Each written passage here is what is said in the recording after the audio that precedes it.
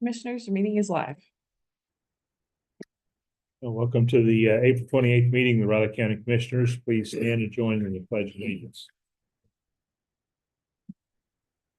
Pledge Allegiance to the flag of the United States of America and to the republic for which it stands, one nation under God, indivisible, with liberty and justice for all.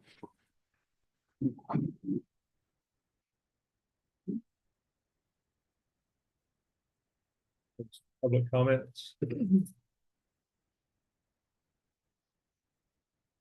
morning, Commissioners. Thank you. My name is Gary Oles. I live at 3308 Frontier Circle here in Manhattan. I just want to briefly, because I'm way ahead of the curve, but it's better to be ahead than behind. I want to briefly address the thoughts that I have, which I hope are the thoughts that you have with regards to RHID. Well, in the past few days, there was a conference in Manhattan for county commissioners. I think I'm not sure exactly the correct name of it.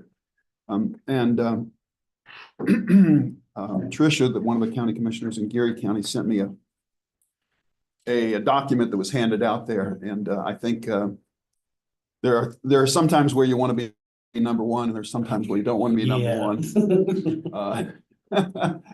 And if you know what I'm referring to, because you're shaking your head, to see that 40% or thereabouts with a fraction after that are tax exempt properties. And that's just real estate. Yeah. And that's my point. You know, I've told this to other governing bodies. You have difficulty because you have to protect the best interests of Riley County, and you have to protect the best interests of the citizens of Riley County. And they are not always the same thing. In fact, oftentimes they're not the same thing.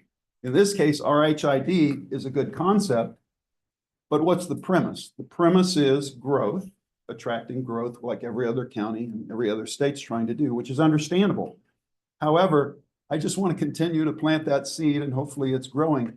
Please keep in mind, how does it impact the taxpayers? That's the big issue, because we are the ones that put you in office. Okay, we are the ones that have the opportunity to keep you in office. Okay, if you want to stay. But maybe not. But the point being, taxes are a burden. You know it because you pay them. Okay, and I don't know how much you've had an opportunity, because we're a little early, not totally early, to talk to your constituents about their perspective on RHID. Granted, it's temporary. It's like 10 years, 15 years, 20 years, whatever it is. So it's not, quote, tax exempt forever, unlike the 40% that it's referring to. But please keep in mind to do what's best for the taxpayers, because it does help Riley County grow its valuation after the thing expires, you know, but they don't really, as I see it right now, my limited understanding, they don't get any benefit. Now, the TIFs that went through, the taxpayers get a benefit. They get to shop, they get to go to restaurants. But what does the taxpayer get on an RHID? Tell me, because I can't figure it out yet. I understand the growth issues, and I'm not saying I support it or don't support it. I'm just saying, please think about it as you represent our interest. Thank you.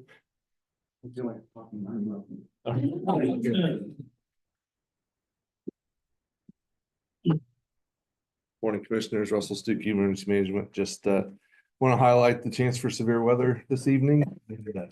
Now's the time for people to make their shelter plans, not after the severe thunderstorm or tornado warning goes out. So if you don't have plans for shelter, take them now. And then there is a National Weather Service webinar at noon, of course. And so my question to you is, do you have any desire to watch that at the intergovernmental meeting?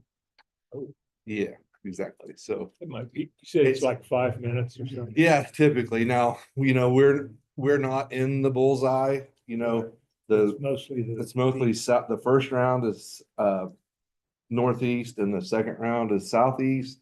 So we're kind of on the fringe. So I'm not pushing hard for that, only if you really want to. Just kind of giving you that option. I think it might be interesting for everyone to see that. Okay. Yeah.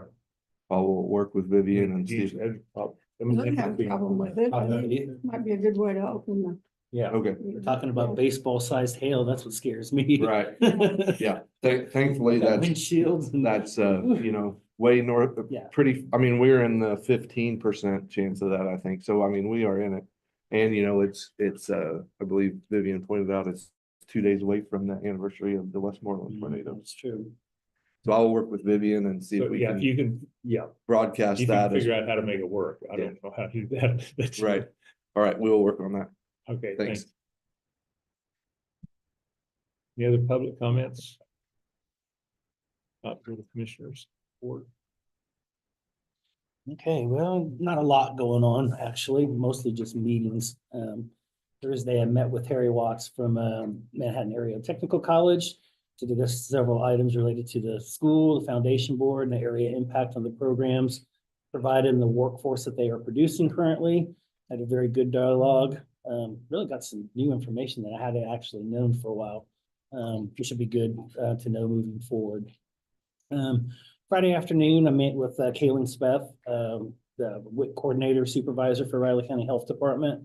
There were some questions and concerns over the services being provided at Fort Riley currently.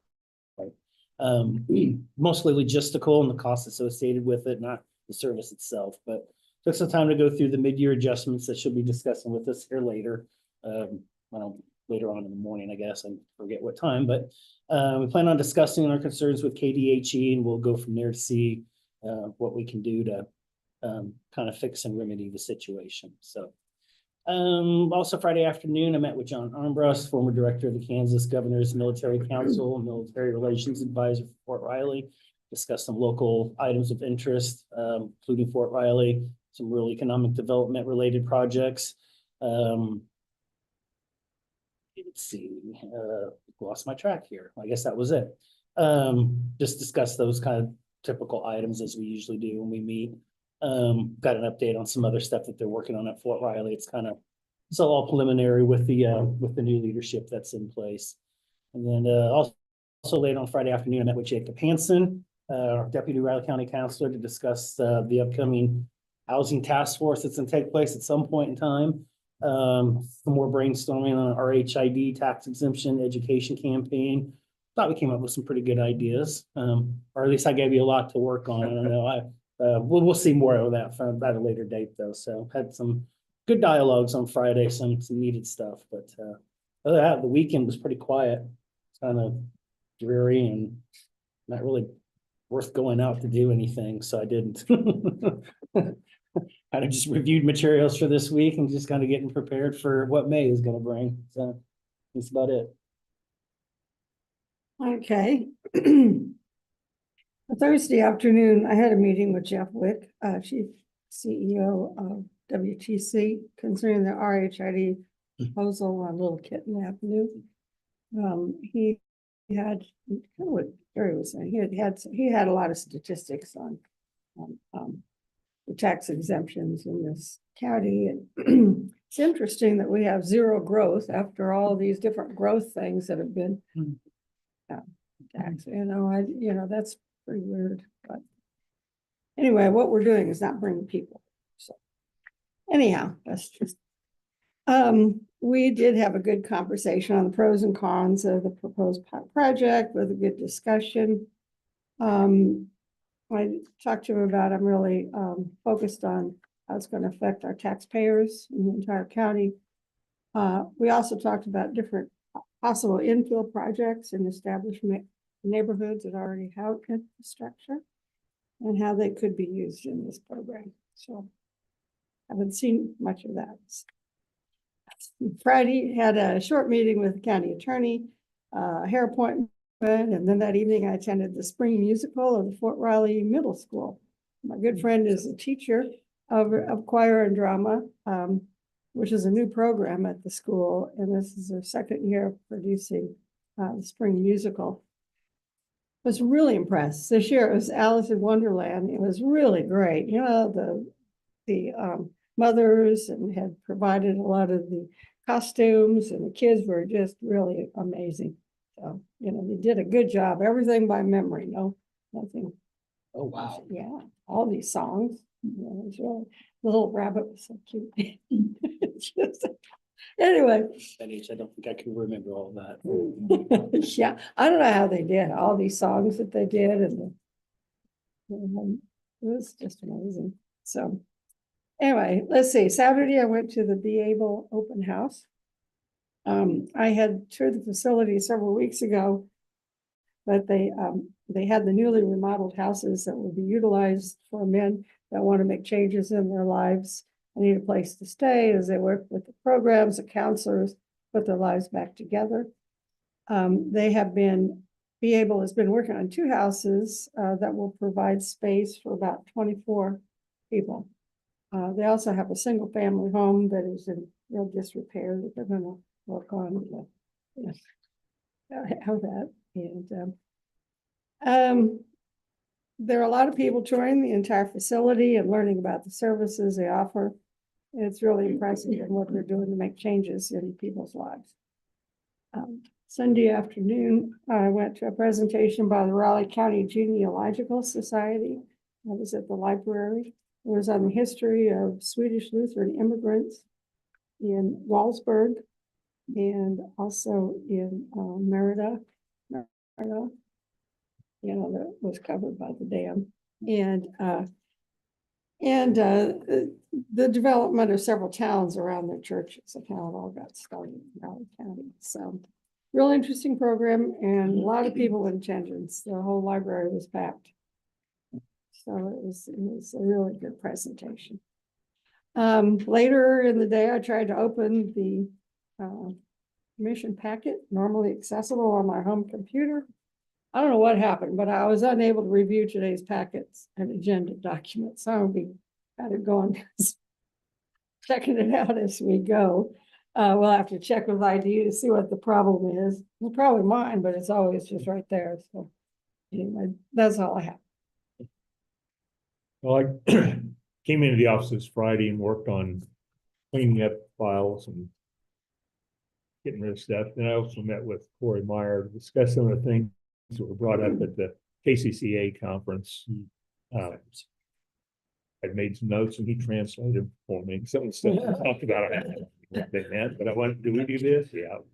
And then talk about just the IT in general. Just had a nice discussion. And then also met with Amanda Webb about nuisance property that I've had calls about, and they've had several calls about. And it's one of several that we're working on, and I relayed the most current information to the resident. Okay, that we're finally making progress. It's been a long, it's been a long haul for us, you know, but as a neighbor, it's been a long time for her. Other than that, I did spend a lot of windshield time. Friday, my wife had to go to Topeka and back for something. And then Friday, we both went to Topeka and back for a meeting. And Saturday, Topeka, we went to Saturday. And Sunday to Kansas City. So I'm sick of sitting in the car. Yeah. It was all good stuff, family stuff, but there's a lot of driving. That's all I had. First item in business is the elevator modernization project, elevator contract with TK.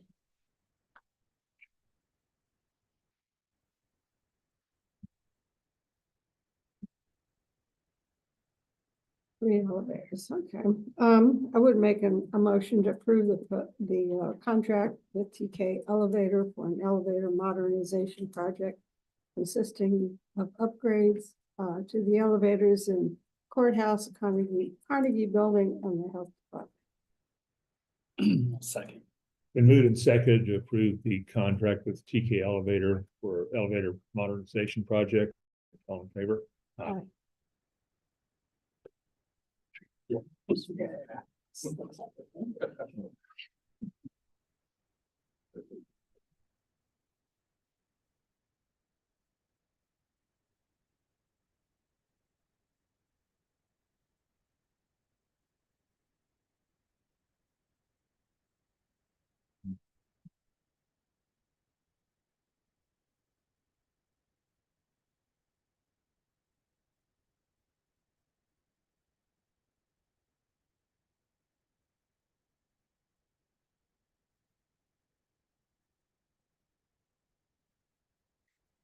Kind of quick.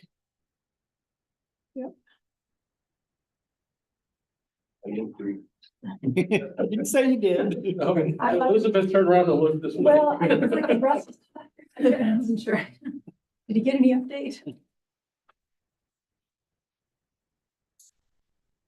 From cloudy to sunny to dark. One was pretty rough on the way in. Yeah.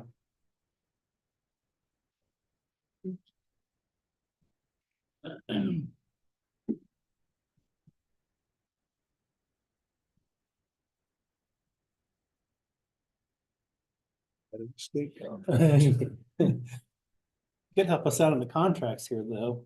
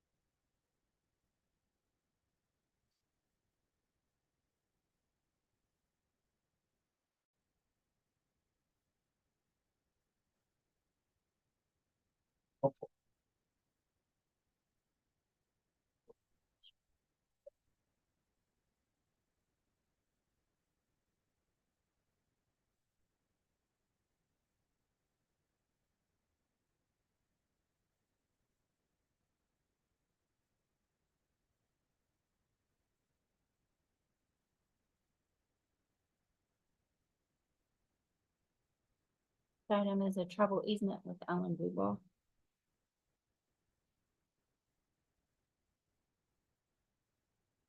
That was the deal we did late on Thursday.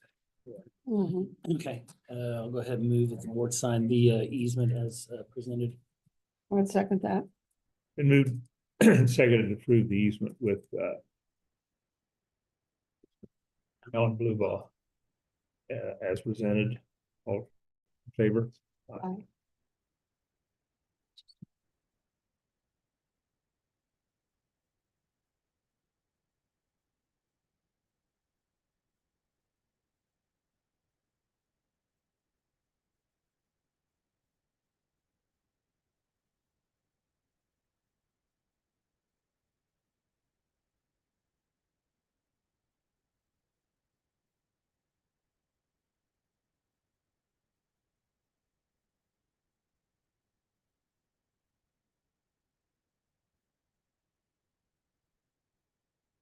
Structural corrections.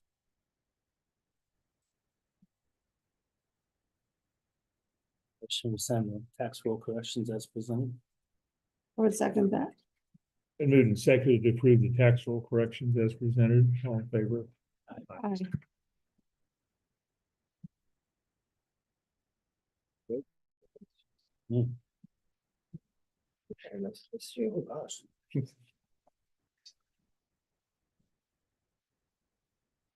Got every other page. Throw you off.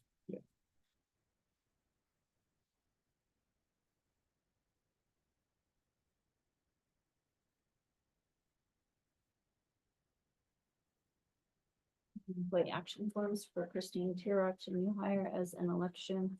Ray Ogre, Brett Wag for a promotion as traffic control crew chief.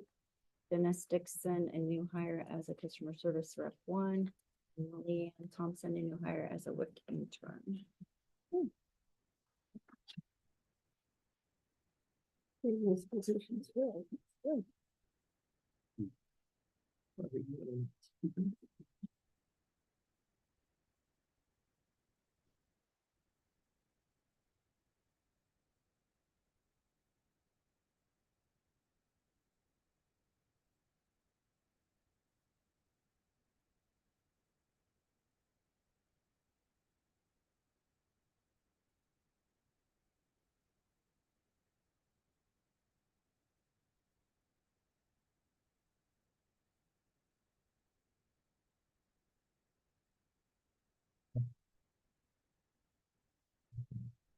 Close it out and restart it. It works just It fine. works, yeah.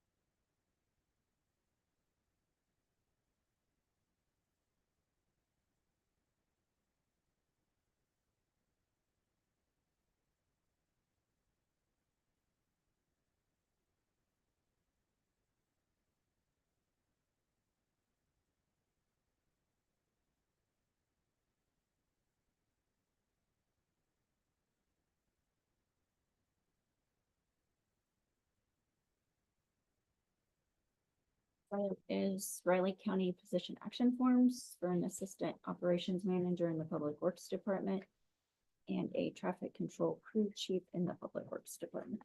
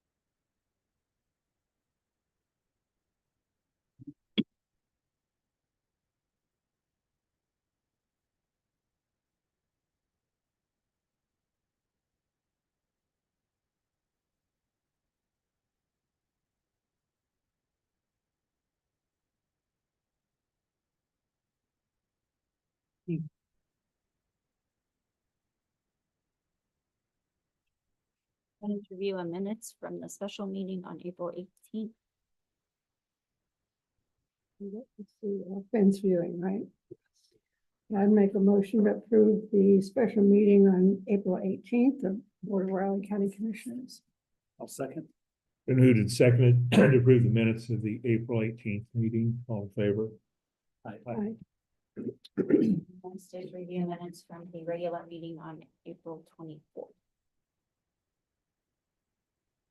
I'm gonna make a motion then to approve the minutes as written from the April 24th meeting of the Riley County Commission. I would second that. Been moved and seconded to approve the minutes of the April 24th meeting. All in favor? Aye. Any press conference topics? Any changes to the tentative agendas? Kind of. On the 5th, yeah. On the 5th, okay, now what has changed? We're gonna have to reschedule. I don't know yet. I have a special emergency meeting with the MPO. Brittany said she's gonna send us out a schedule. Okay, well, that goes to 3.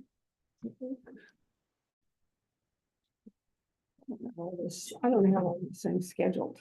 Stop to me about it. Obviously. And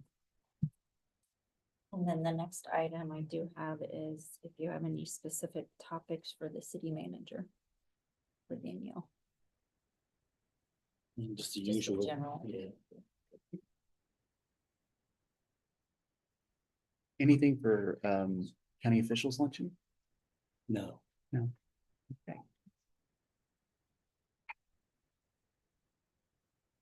Not yet. Be nice not to have another meeting in the month of May. There you go.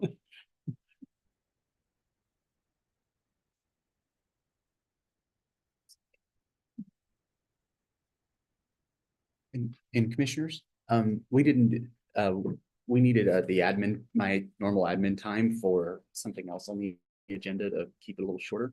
So if it's okay, the only thing I wanted to bring up very briefly during this short break is I think you all were CC'd on an email where we've been tweaking our intake process up for new matters throughout the county. When somebody wants a contract reviewed or a piece of legal advice, we're trying to avoid who's on first situations, because sometimes, Jake will have already looked at something and then I won't have seen that as I'm going through emails sequentially. So we have this inbox that's called County Counselor's Inbox, and it CCs all of us at the same time. And then Shannon can reply to that. She's kind of our intake person. She can reply to that and say, okay, who's got this one? And then Jay can say, I got it, or I got it. And it's just gonna keep us from, spending time on things that one of the other of us has already done. So if there's anything, we'll still see everything. In fact, everybody's gonna see everything. So, on the intake process, but if you all had any questions or thoughts, or you think it's a terrible idea, it's certainly not set in stone. We're just trying to get Shannon more involved in things so that she's not bored out of her cord. That's kind of the thought. So she's been overwhelmed right now with all the nuisance stuff, but at some point that's going to wear off. And yeah, I hope so. yeah, Yeah, I thought it looked like a good idea. it's That certain. works well for you. I think so. It certainly was not done to try to decrease access. In fact, it's to increase it. So we want to be as approachable as ever. Thank you.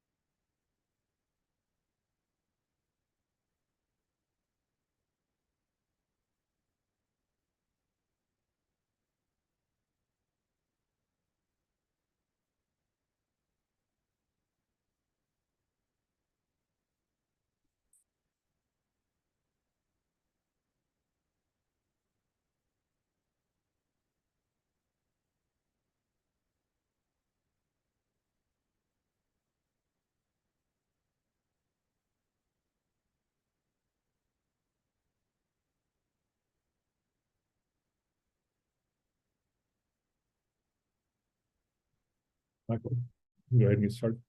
Okay, so start.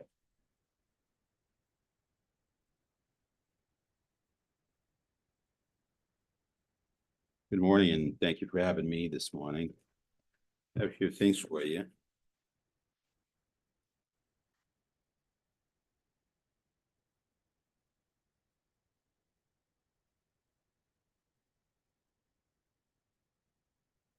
So the month of May is Mental Health Awareness Month. I'm gonna get to that, but wanted to give you some, we ran out of the bands, wristbands, but I wanted to give you some of these stickers so you can share with others. And or take your door or your computer. The other thing too, the Kansas Health Institute releases ranking for counties across the state.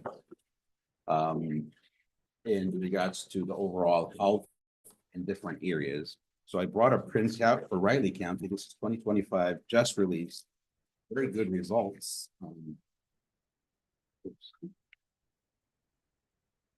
I wanted to point out a few things for you.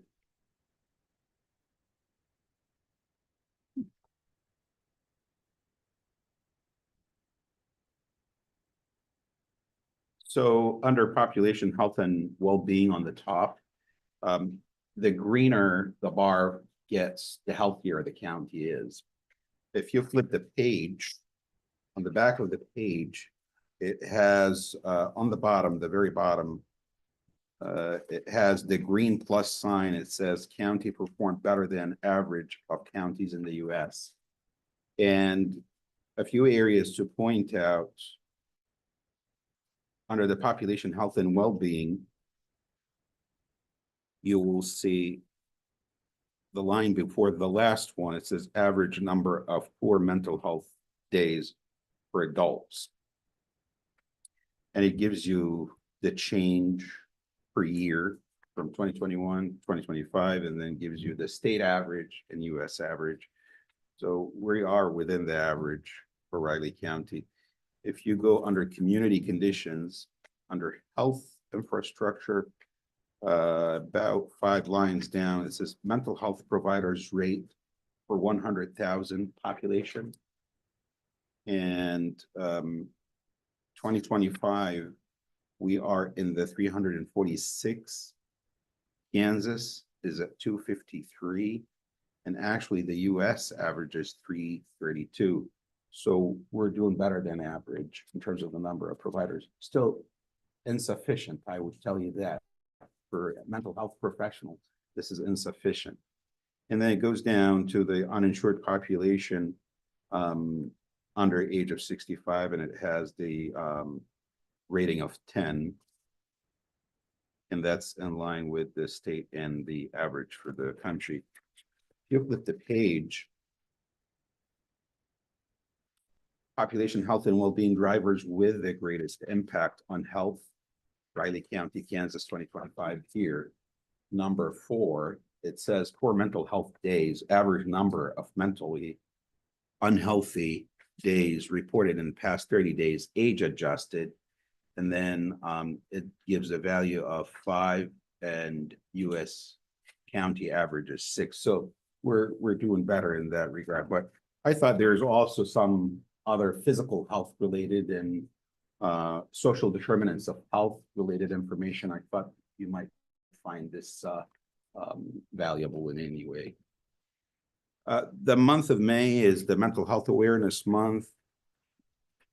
And in May 5th to May 11th is the Maternal Mental Health Awareness Week, and National Children's Mental Health Awareness Day is May 7th. So the month of May is packed with mental health related features. It is very important to point out that according to the Mental Health America State of Mental Health Report, which ranked the state of Kansas 22 up from up 29 ranks from 2022, that's in 2024, that we have experienced the highest rate of death by suicide ever on record in the US in 2022. And that is a life lost to suicide every 11 minutes, 49,000 lives lost. It also tells that the 5% of adults and 13% of youth reported experiencing serious thoughts of suicide. It also lists some very enlightening information, but I would like to point out that 1 in 4 adults with frequent mental distress could not see a doctor due to costs, 2% increase over the last year's report, the 2023. And 10% of adults and 8.5% of youth still have private insurance that does not cover mental health. Again, the ratio of number of providers to individuals needing mental health treatment continues to be low. There are 340 people for every 1 mental health provider in the US. There's a huge shortage there. A few things to update you on. We had our recent Pancakes for Pawnee, and that's an annual fundraiser. Although the weather did not cooperate with us, but we were able to fulfill 335 meal orders, and that was great, and raised $19,000. So thanks to your generosity, if you've ordered meals or if you're encouraged others to order meals. The Grow Green Match Day, that was a few days ago. We had a successful Grow Green Match Day fundraiser. thanks to our donors, the Greater Manhattan Community Foundation and match donors. We are very grateful for the opportunity to raise 23,512 and about 141 gifts. We're still waiting for the matching funds to arrive, but that will put us above the $30,000 mark, which is great. The funds will be used to purchase a blood analyzer. This is a much needed device, I would say, and a service that oftentimes some of the individuals being admitted to the crisis stabilization unit need to do some blood draws, and they cannot afford those. Sometimes they take forever. And when someone is in a mental health crisis, you can't wait. So having that on site is fantastic, and we're very grateful for that. We also had an annual celebrating Pawnee, is the annual employee celebration, and that was on the same day as the Grow Green Match Day. And it was attended by about 120 people. It was successful. A couple of other things. We had a very good visit with Senator Roger Marshall. He visited our Clay Center office, and he gave very good feedback. He was impressed by the strides we've made through the CCBHC model. He appreciated, the focus on offering mental health services to veterans and our agriculture assistance program. And he said that he will continue to advocate for the CCBHC model in Washington, D.C. We have a mental health awareness and training grant that was provided to us through SAMHSA. We were awarded that in 2023, the Substance Abuse and Mental Health Administration. In year one, we had a goal of training 500 individuals, and we exceeded that by training 1,056 for accuracy. And in year two, we have a goal of training 750 individuals, and we were less than 6 months through the year, and we've trained over 700 individuals already. So we are exceeding the second year goal in about 6 or 7 months. And as you know, we have received a grant through the Substance Abuse and Mental Health Services Administration, SAMHSA, that was channeled to KDADS for promoting the integration of primary and behavioral health care. And that is necessary for this certified community behavioral health clinic model to promote physical health and screening as well. So we will be providing physical health out of the Claflin Road office. And we will also be adding a patient portal for our providers and our clients. One other thing, and I'll conclude with that, we have been seeing some of the funding cuts at the federal level trickling down to us and to other mental health providers. And it is starting to impact several of the mental health providers, especially community mental health centers. We are seeing some effects of that financially. And it's difficult to deal with that. With that thought. Questions? Thank you all. Thank you.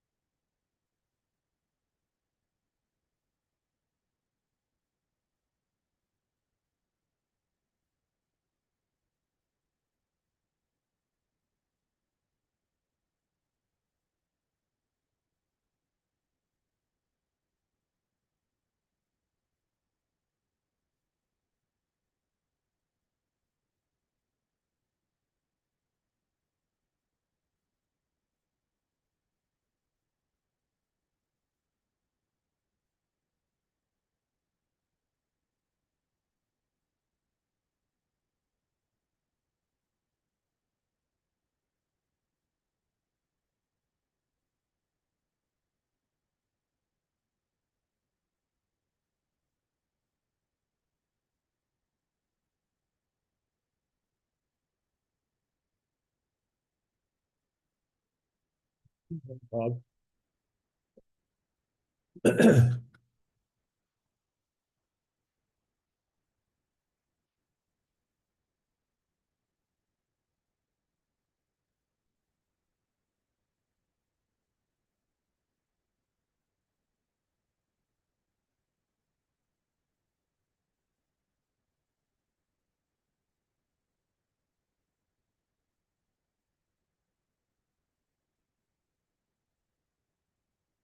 Morning, sir. And so good morning, folks. Joe Gherkin has made application with Raleigh County Planning and Development requesting approval for residential use designator and extraneous farmstead and for an unplatted tract of land and to plat that property into a single lot. The subject property is generally located approximately 2,529 feet south of Molman Road at the southern terminus of Rosencutter Road in Manhattan Township. The subject site is an approximately 2-acre portion of 2 larger contiguous parent tracts. The applicant is requesting a residential use designated for the extraneous farmstead for that portion of the parent tract occupied by the single-family residence that was built circa 1918 and then remodeled in 1973. The site has been zoned AG agricultural district since at least 1951, as is all the property surrounding the subject site. There are no special uses, variances, or conditional uses associated with the subject property. Although the property is located within a designated growth area as per the Vision 2025 Comprehensive Plan for Raleigh County, Kansas, outside of the Manhattan Urban Service Area, it was recommended by staff that due to the nature of the existing land use, residential use designator be utilized rather than rezoning to a residential district. Staff believes that this is appropriate in discouraging additional residential growth at this location, further as per section 26(5)(a)(3) applicability of the Manhattan Development Code. The remainder of the parent tracts will remain in agricultural use and open space and therefore be exempt from the platting requirements. Raleigh County Fire District number 1 will continue to serve the site. The nearest county fire station is the Hunters Island Fire Station located at 1314 Collins Lane. The property is located within 5 road miles of the fire station. The subject site in its entirety is situated north of the Kansas River, located outside of the regulatory floodplain.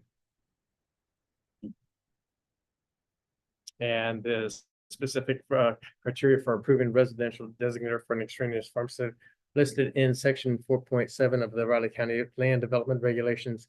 And there are 5. I don't think you need to go through all those, but suffice it to say that the request meets those standards. This is the preliminary plat illustrating the orientation and location of the lot's boundaries at house and the accessory buildings. The subject site combines portions of 2 unplatted tracts under different ownership, create the 2-acre lot. As per section 26(5)(a)(3) applicability of the Manhattan Development Code, as mentioned, the remainder of the parent tracts will remain in agricultural use and open space, therefore be exempt from the platting requirements. The subject site directly abuts the southern terminus of Rosencutter Road, a gravel 2-lane local road maintained by the township. There are no new entrances being proposed with the request. Home is served by a septic lateral system shown here. And the which is here located south of the existing barn. The existing home and the home north of it share a well located northeast of the existing barn, right here. A shared well agreement must be completed, signed, and filed with the Register of Deeds with the plat.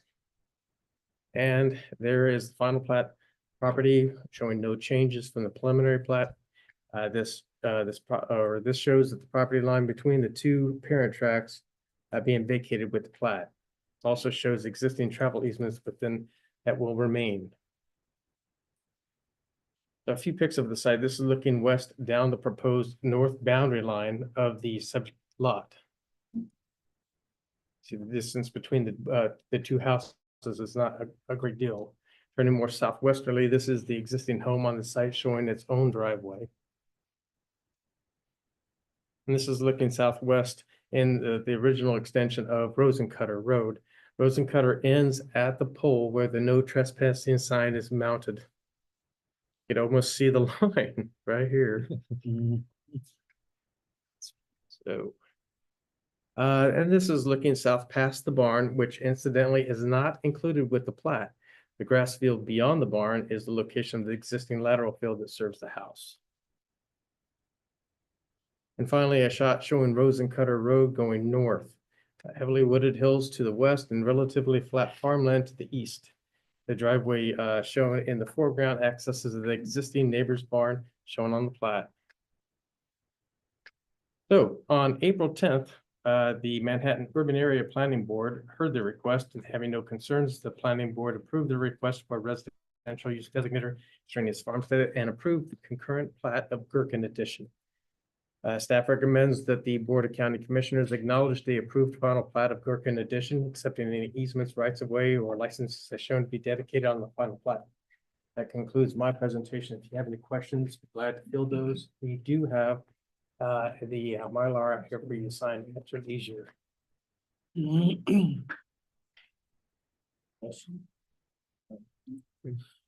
Simple one, I think.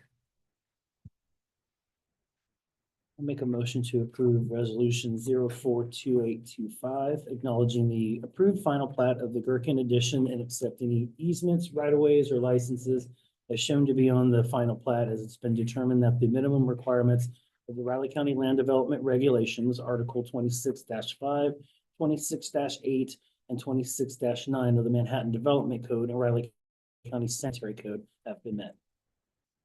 I would second that.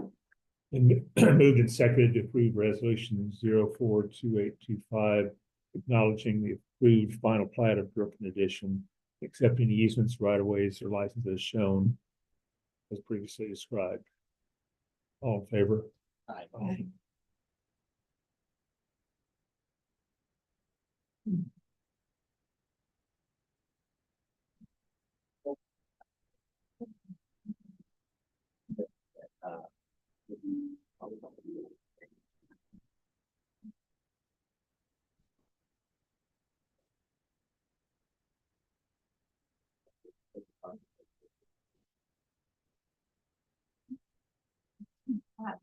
Yeah, We just have.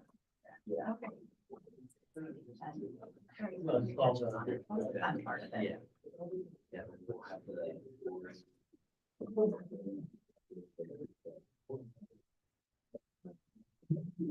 have We did that some fight. Yeah. Yeah. Oh, yeah. Nice. Very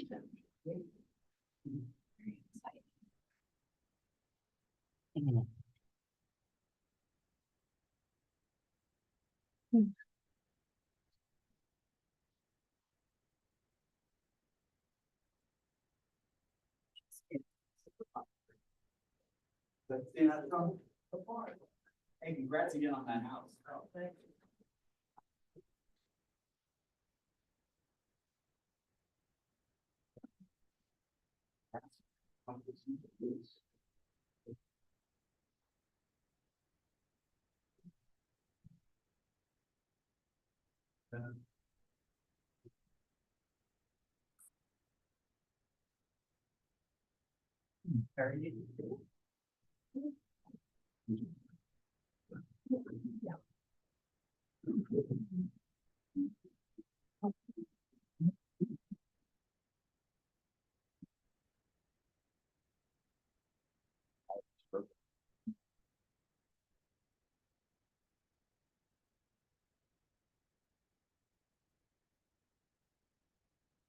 How your weekend?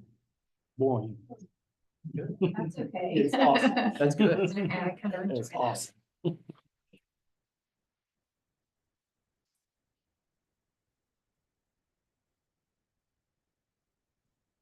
And yours? It was pretty good. It was very busy. We're planning a wedding, so lots of details. That's what the entire weekend was. Yeah. You can relate. Yeah. Work. Graduation time. Yeah. True. That's several on the list this year.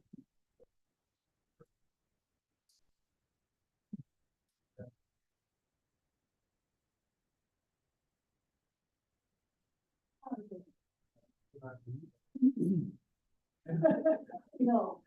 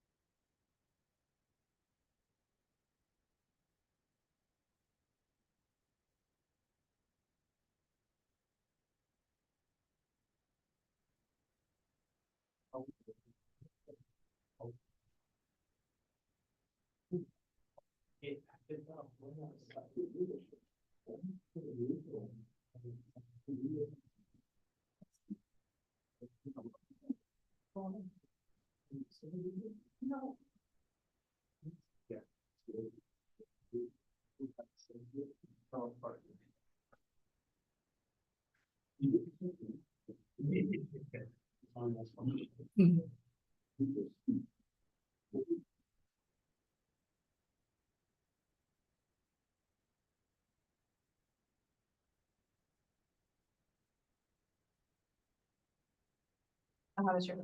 Oh, it's I great. didn't ask you. Oh, no. Relaxing, low key. That's nice. Yeah, That's the best kind. absolutely. Oh, I see, I always see Florida. okay, thank you. Yeah. Very, Florida is Yeah, it is. in 2 weeks from today. I'm scheduled to become Oh, that's exciting. Oh, yeah, that's what the big countdown is too. Oh, yeah, that's very.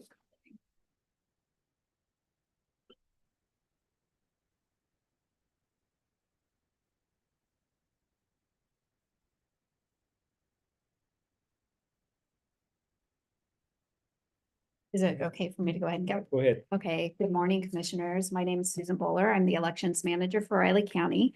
I just have one short announcement as a reminder to the public and county staff that Riley County Elections Division will be closed this upcoming Thursday and Friday, May 1st and May 2nd, so that election staff can attend mandatory statewide elections training. Where's that at? It's going to be in Mulvane this year. Okay. Okay, thank you. Thank you. Thanks.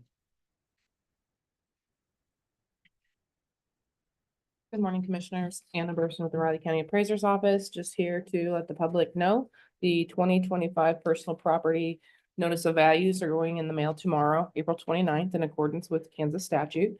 And the information listed, if the information does not accurately reflect property they own, that is subject to taxation as of January 1, 2025. Or if they wish to appeal the valuation, they need to contact the appraiser's office no later than May 15th. Thank you. All right. Thank you.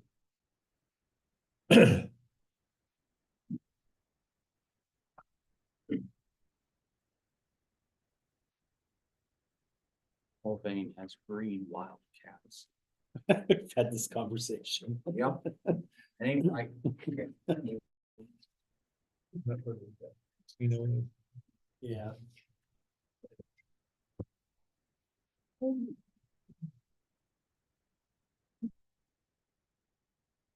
Zeno was built across the street.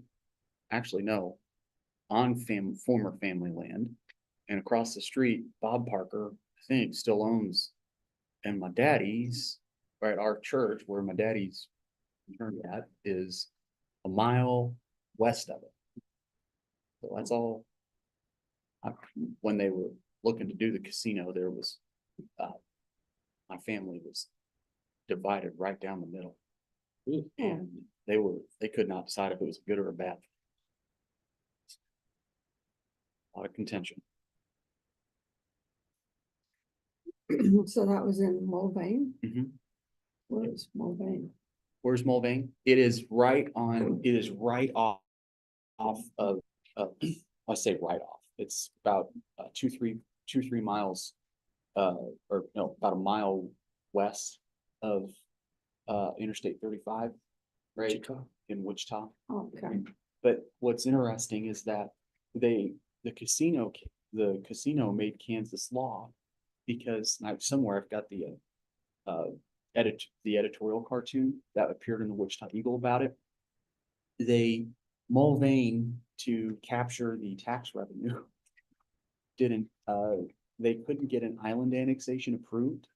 So what they did instead was they bought an easement or a little strip of land that was this big, that was like 60 feet wide for 5 miles.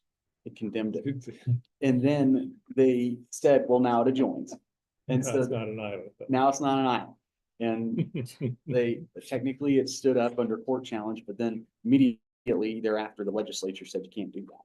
So they got the casino though, even though it's 5 miles away from Mulvane. Interesting.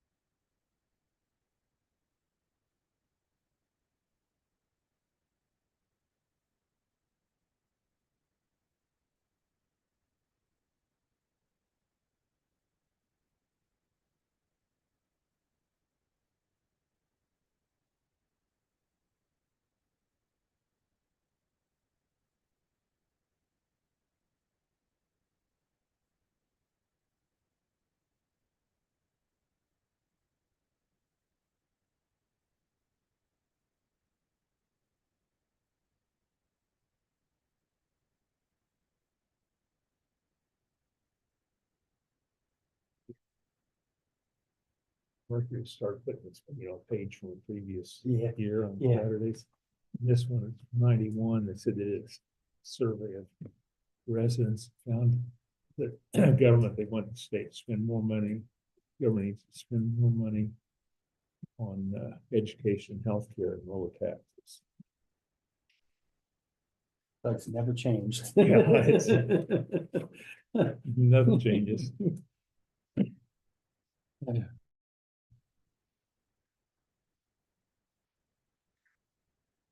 They want more sales tax, that's probably. Yep. We've come a long ways.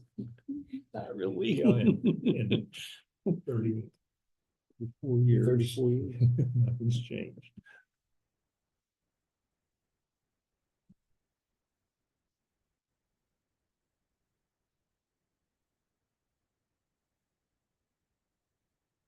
That would have been before they revised that, when they lost that suit about schools and puts more into Yeah. schools. That was, oof. 10 years, 8 years, 10 years, somewhere in that range. That's before can care too. It was a primitive version of it, but.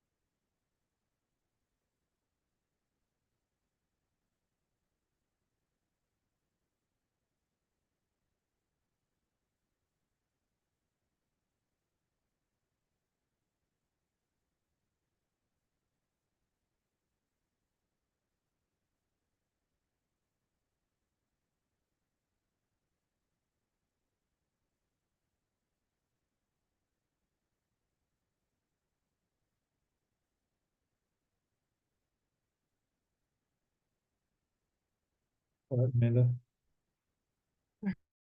Also exciting news about solid waste. We got exciting news about solid waste. Good morning, commissioners and Solid. planning director. It's solid. As you see, we have a variety of things we'll discuss together this morning. The first is our solid waste management plan annual review. We are required by KDHE to do this every year, with the exception of every 5 years. We do our full update, which we just did last year, 2024. We did the full required 5-year review and update of the plan last year. So really the committee met, had discussions, because we did just do the big update last year. There wasn't anything major or anything, just little bits here and there. There's always like grammar, little things like that to change, but we're just going to put that, unless there's something substantive, that impacts, how something is interpreted or written or whatnot. We'll just put that on the list for the next big update. So the committee agreed no changes for this round. We're going to keep as is, and then voted to forward a recommendation to you folks for approval. So basically how it'll happen, you'll decide today if you want to approve the plan. And if you do, then I'll get it sent off to the state, who will do their review, make sure we did what we needed to do. and approve it at their level and then send us a letter for when next year's is due. So pretty straightforward this time around, again, because we did do our big update last year. So no changes. It's going to remain as is. And the minutes within your packet reflect that. You'll see the April 1 minutes of the meeting where we had discussion on the plan and what our recommendation was. And then, of course, I got to put the whole plan in your packet. So there it is for you. So if you have any questions, happy to answer any of that. Nope, it's solid. It's solid. It's solid, solid waste. Okay, well, I can make a motion. I make a motion to approve the solid waste management plan annual review for 2025 and forward it to the Kansas Department of Health and Environment. Second. And moved and seconded to approve the solid waste management plan review for 2025 and forward to Kansas Department of Health and Environment. All in favor? Aye. All right, thank you for that, and I'll keep you posted on, we'll get that sent within the next week or so to KDHE. It's due at the end of May, so we have time, but we'll get that taken care of. And then I'll report back in one of my regular updates that it got all taken care of, just so you know that everything is solid, as we like to say now. So comprehensive plan update, that's my next item for you folks. So we were able to have some time a few weeks ago where we talked more in depth about what some of the subcommittees have been working on. So I'm glad we were able to have that conversation. So all of the groups, as I'd mentioned, then all of the groups have met with the exception of housing. They're just kind of trying to get people nailed down to a time. As you can imagine, it's always hard getting people nailed down. So, but like with some of the other groups like infrastructure and economic development, as we talked about, we're going to provide them some, I'm just waiting for Stantec to give me some draft goals to provide to those groups so they can work with them, just so they have something, something to put out there that we can then have, conversation on and public input on. The rest of the groups have pretty much come up with some draft language, or we're working to kind of finalize some of that so we can be put out there. Let's see. And I know we talked about them completing their work by mid-May, but realistically, it'll probably go a little bit longer than that. Just to make sure they have the time that they need to put those together, and that we have, that information to share with the public. So that is ongoing. Stakeholders, we've talked about this before. So we've been working with, and I have a list there of different entities and folks that we've identified as stakeholders. Again, these are folks or agencies that we're looking for a little bit more in-depth agency-specific input regarding their needs and challenges and their kind of wants from Riley and for our comprehensive plan. We've been able to have conversations with several folks already, several others we've at least sent questions to, and then even several others upcoming meetings scheduled with them to get that input. And I do envision having another work session with you folks specific to what we're hearing from the stakeholders, just so you're aware of what we're hearing and what they're letting us know. Once we're done with the kind of the stakeholder portion of it, Stantec's going to compile everything that we have heard from that group, and that's when we'll have that discussion with you folks again, just to outline what people are telling us. Again, I have my list here that was compiled with input from Stantec, county staff, you folks, and then the comprehensive plan committee. You can see if I have a star on there, we've actually talked to that entity or that person. The double stars we've at least sent questions to. I'm not sending, so we've communicated with all of these people, or we've at least sent out a message to everybody. We're not sending questions, or we're not obviously able to schedule until we hear back from that entity. Yes, I'm going to be a stakeholder. So that's basically why some of these aren't starred yet. We've reached out. We're kind of waiting for response or input from that entity. Again, yes, I'm willing. What do I need to do? Send me all of that sort of stuff.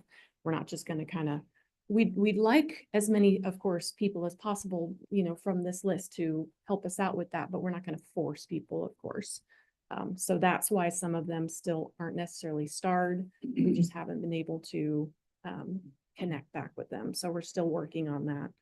But we have had a lot of good conversation with a lot of folks.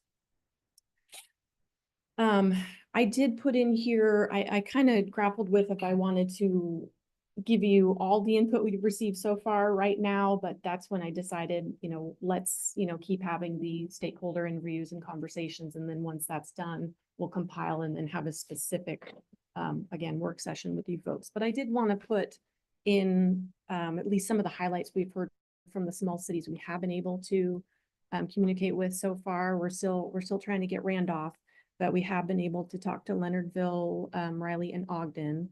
And I'm actually meeting with them again with Leonardville today and Riley tomorrow to talk specifically about their designated growth areas.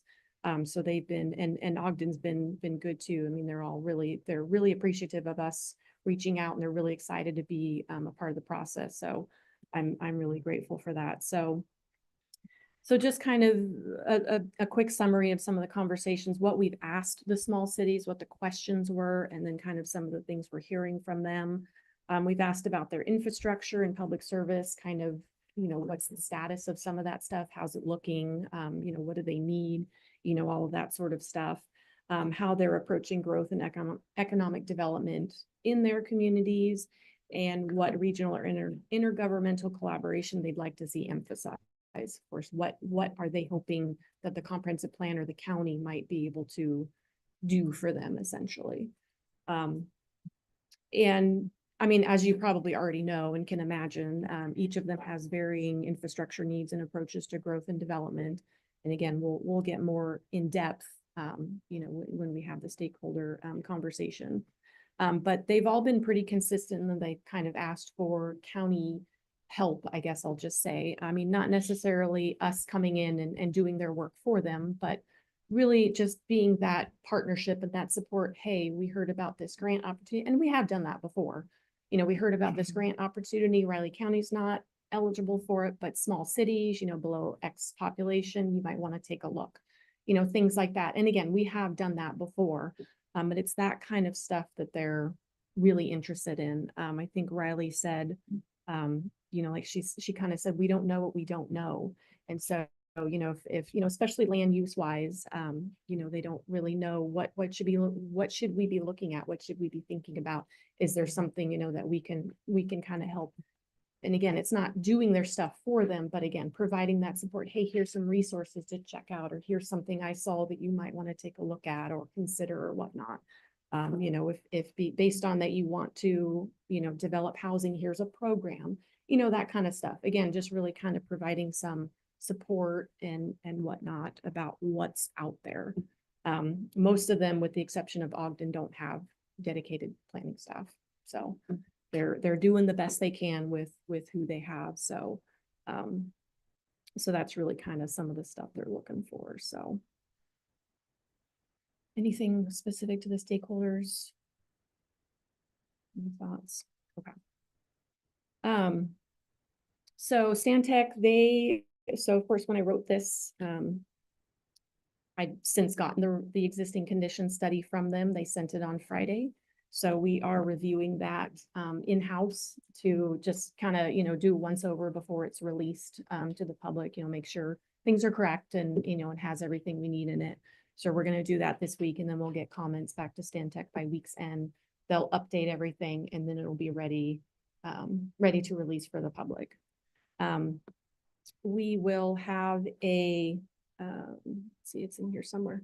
We are going to have an existing conditions community workshop on Wednesday, May 14th, 6:00 p.m. at Potterf Hall. So the subject is this existing conditions study. Stantec will give a couple of presentations, a couple, short presentations about, what it is and what we're doing. And then they're going to have a couple of stations, if you will, kind of interactive activities where people can kind of come around and learn a little bit more about, again, what the existing conditions does for us and how we're going to jump off from there. Excuse me, one of the activities they call Riley Bucks. Basically what they do is they give you like $3 or whatever denomination you want to use, 3 million, 3,000, whatever. And basically then you have these little buckets, and okay, where do you get 3 denominations, and you have, let's say, 6, 8 buckets. Where do you want to put your dollars? You know, what's priority to you, what's important to you? And that kind of helps us do just that, you know, hear from people, what would they spend? I mean, because really at the end of the day, it is their money, it's taxpayer money. So what would they spend their money on? What would they want you folks to consider spending our limited resources on? So that'll be, I think, a really helpful, interesting, something they do a lot, you know, with their community workshops.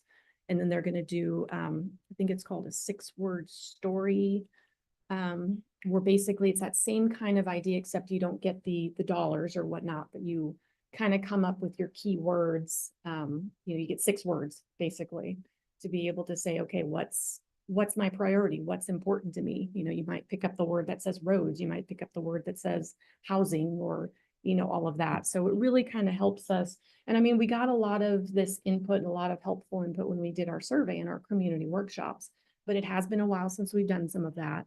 And hopefully we're going to get more and additional people to this work session or this workshop. And it's really just going to help us hone down to, you know, getting people to understand we do have limited resources, what's important to you, so we know, you know, what kind of to be thinking about, what to focus on, and what to, you know, prioritize in our comprehensive plan that'll guide our decisions, basically. So so we're hoping to generate as many people, as I say, it's at Potter Hall, generate as many people as we can. So I'm just going to keep talking about it as much as possible. We have email listservs from a variety of sources that we'll send it to. I'll send it to the committee members and ask them to help, you know, spread the word, you know, and really get the information out there that we have this workshop available for folks to attend. So You said 14th, yes, May 14th, 6 p.m. Potter Fall. Yep.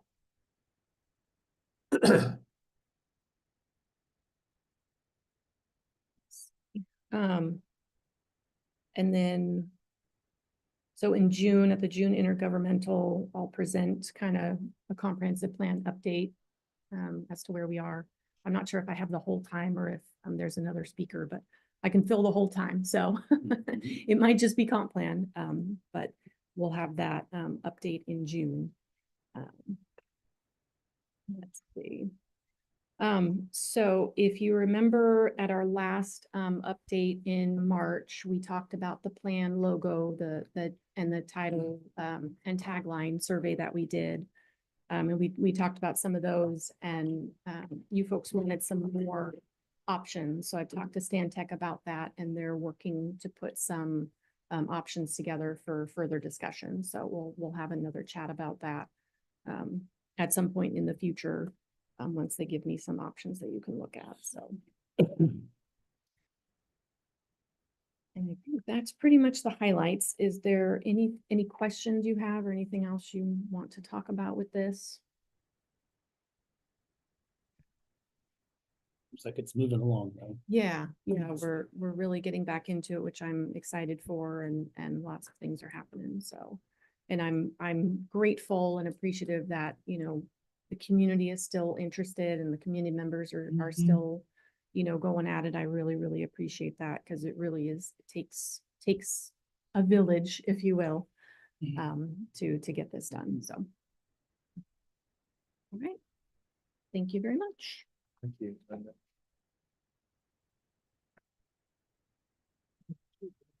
15 minutes.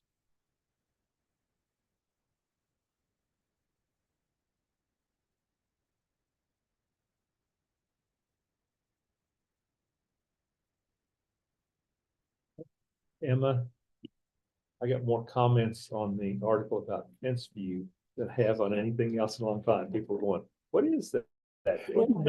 too. Yeah. It was good. I like that. You were really out there on that cold Friday morning. Like, yeah, we really were. And so was she. Yeah, I know, yeah. But yeah, I've gotten several people saying, I didn't realize that was going on, and asking questions about it and stuff. Yeah. It was interesting. But, Some people at church oh, wait, Sunday were asking me about it. Okay. I'm going, how often do you do this? 1 hour. Too often. Wow, they're never, and then all of a sudden it's like, we can't get away from one of them. Once the word is out, maybe we'll be able to do more. In the middle of summer when it's 8,000 degrees. Yeah, that was cold out there. Wind was pretty chilly, that's for sure. Yes.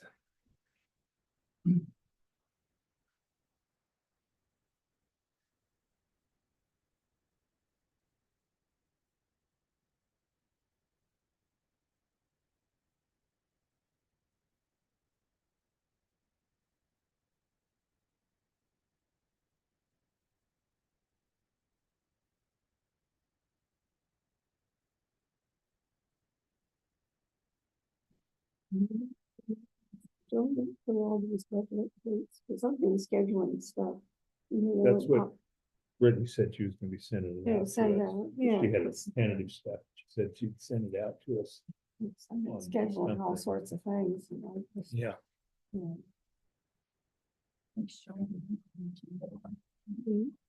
Really showing yet. Hi. Yeah, Were you? so- Be the first. I mean, Oh, there you go. they're all afternoons. You just got an email Oh, okay. about, well, but not just, I guess a while ago, but just now opened it. She was asking about the schedule. Oh, yeah, I was gonna see if I can steal a few minutes of you guys' time for your next presentation Sure. to ask about. And I Well, I'm gonna wait go till- close. Yeah, Scheduled really this quick. in May already. Yeah, so the afternoon of the 15th, the 12th, the 5th. and 8th. Wait a minute. Slow down. Afternoon of the 5th, the 8th. The 6th, The 5th. okay, 5th, okay. We have afternoon, the 8th, we have afternoon. Joe, when, The 12th and the 15th. I think Brittany might let us know for sure. Yeah, so on the 5th, I'm gonna reschedule 2 of them, so the last one should end at 2:45 on the 5th. no, I haven't got the schedule. Okay, I'm sorry. I sent it was a link and I can resend it to you again if you would like me to. I wasn't able to access anything over the weekend. Oh, shoot. I think she just sent it this Yeah. morning. Yeah, I did just this morning. This thing. Oh, okay, you got it there, reschedule, okay. Oh, I entered my password.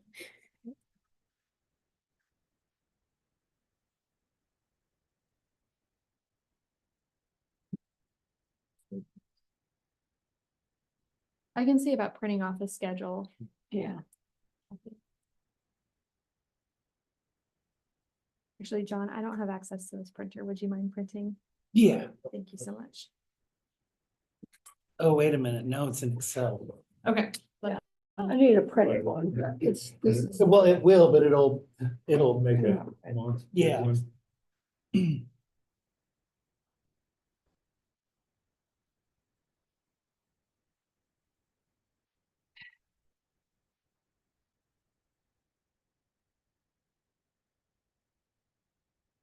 So on the 12th, what are you?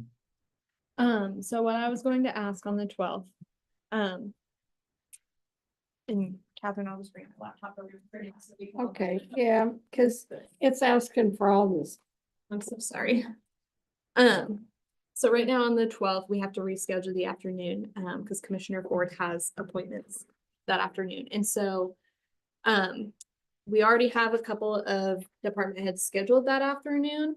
So we can either work through lunch that day, and we can order something in, so you guys have lunch and then we can just knock those all out and not have to, what I think you'd come back and you'd only hear 2 presentations, really. You'd hear Corey and Barry on the 12th before you adjourned.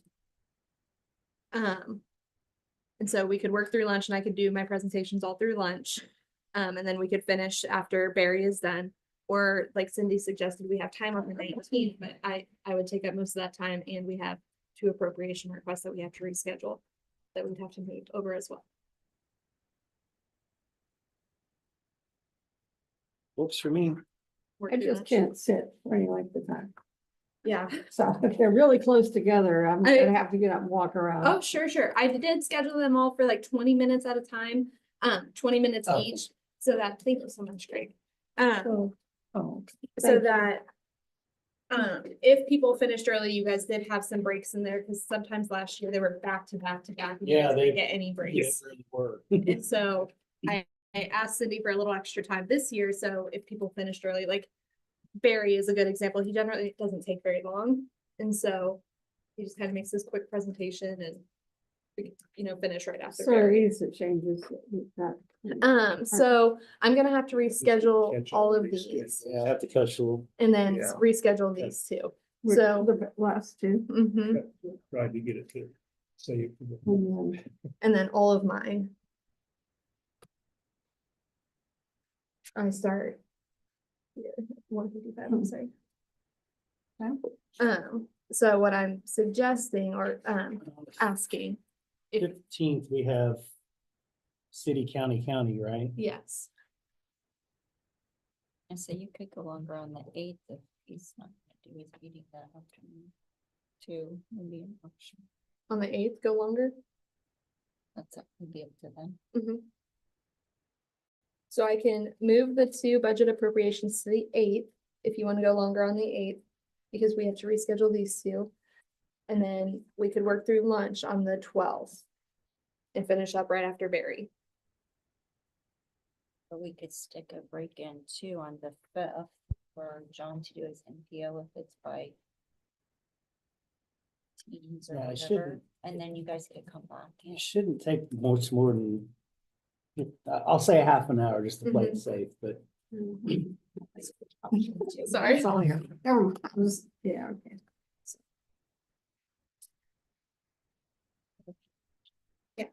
So I'm happy with whatever the board wants to do. I just wanted to get in front of you so I can reschedule these today. yeah, if you wanted to reschedule Christine and Mike on the same day, but do it later on Thursday. Do it on the 8th Do it on instead? the 5th, but Oh. schedule them at 3:35 and 3:55. Okay, I'm sure we'll be done by then. It's a procedural thing that we've got to do, but we've got to do it Yeah. in advance to get something sent to the state properly.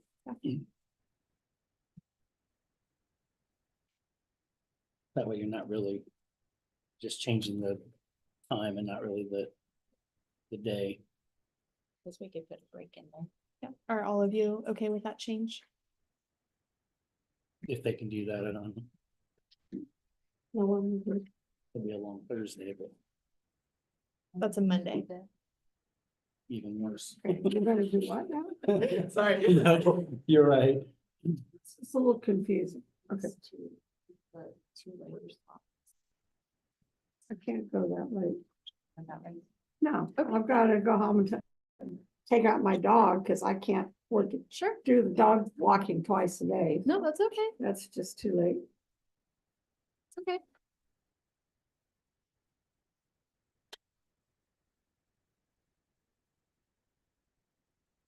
Could you go a little longer on the 8th?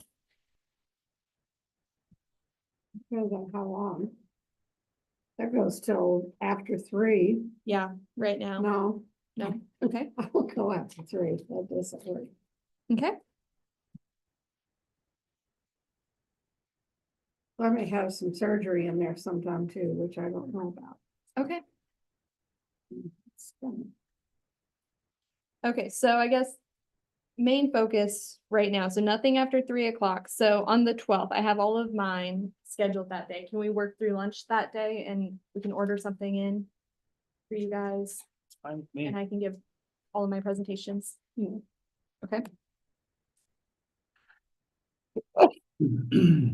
and then I can just find time with Cindy on the 19th for the 2 appropriations. Because all the other days go past 3 o'clock right now, or at least up to 3 o'clock. we have law board on the 19th. Craig and I. Oh, yeah.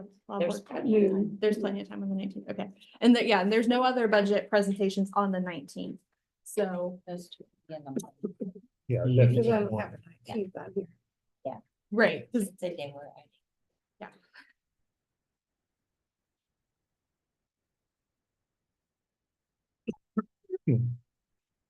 Christine and Mike.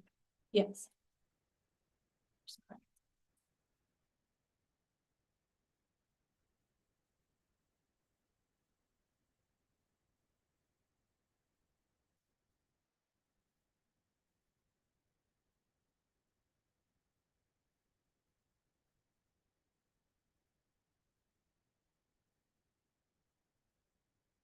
Does that work for you, Commissioner Foki? I guess we're gonna have to, I'll have to look at a final. And Commissioner McKinley, that works for you?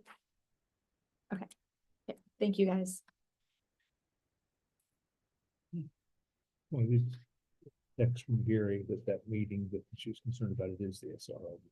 Oh, okay. We're just meeting with the director, with the superintendent, no, the whole board. So. Christine's on the school board, but she's Yeah, on the Pot County side. but I think probably up there just because that's half. It's It is. halfway Yeah, between all of them. Yeah. Or more or less. I don't know. Mhm. He just keeps grabbing.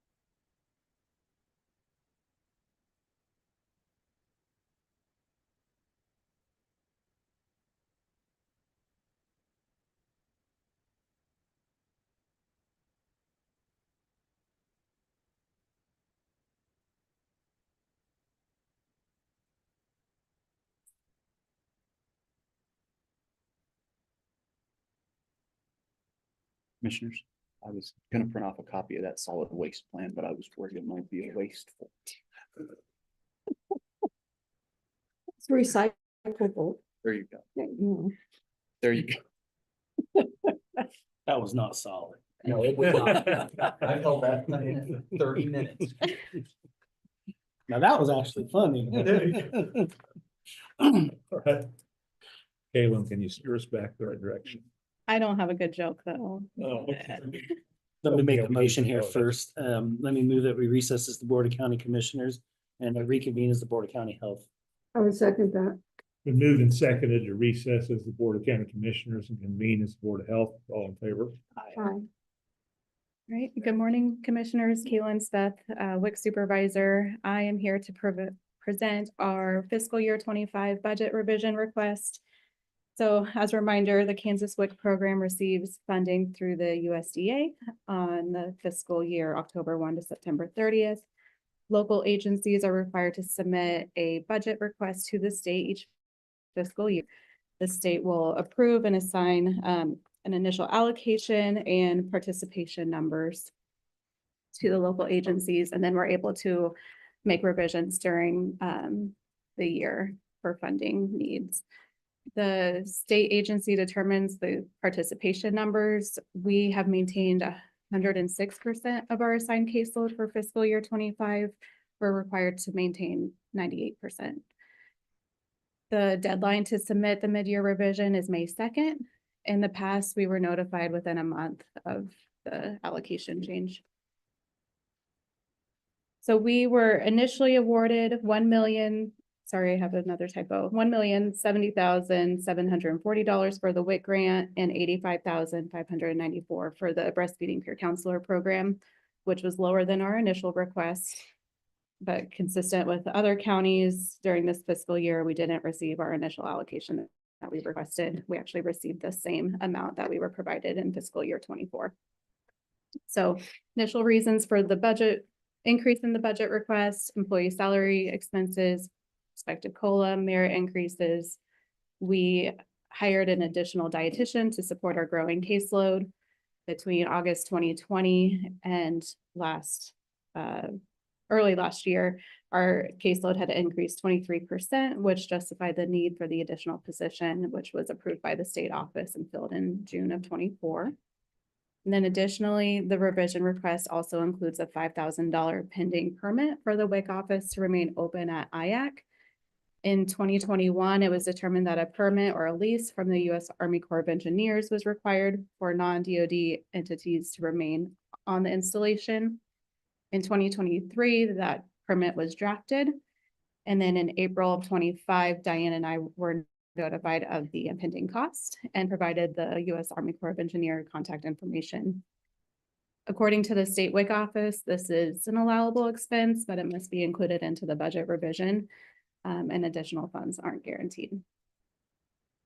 So we anticipate to request a total of $1,130,239 for the WIC budget, which is 6.5% more than what we had originally. 6.5% more than our fiscal year 24 expenses. If we request more than 5%, we're required to provide a justification, which I've included. And then we're also requesting a budget revision for the breastfeeding peer counselor program due to the increase in health insurance elections during the fiscal year. So we anticipate to request a total of $92,183 for the BFPC program. And then I've included some cost savings for WIC participation, and then also the impact it has into the local food economy each year.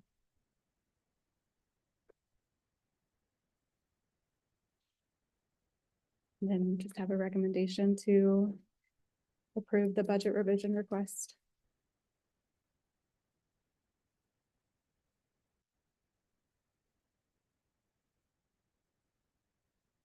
All that making sense? All that making sense? Well, no, I haven't had a chance to review it.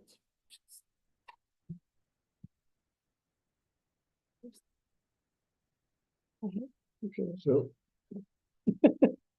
The Army hasn't charged us for that office before. No, we were, We can benefit to them and they're gonna. Bingo. I realize it's not, I'm not arguing with you. I know, yeah. Beating my head against the wall. So we initially opened the office under an MOU. And then with federal regulation changes, 2020, 2021 was when it was determined that for anybody to stay on the installation, a permit was requested or required. And then here we are. I So it took understand the 5 permitting years. process. I can understand that, but you charge an entity that's providing services and benefits to those that are on the installation is a whole different story. Mhm. And that's a pretty large amount for a permit, quite honestly. To be discussed later.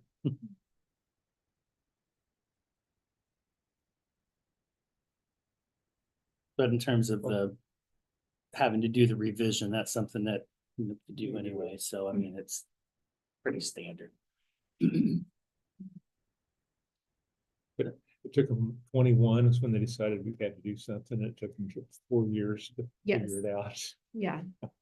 I noticed you don't go through the Army, you're going through the Corps of Engineers. Yeah.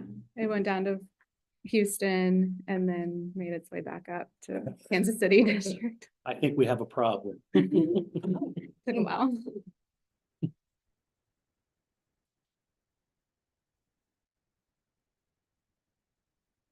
Don't have any problem with anything you're doing, just frustration.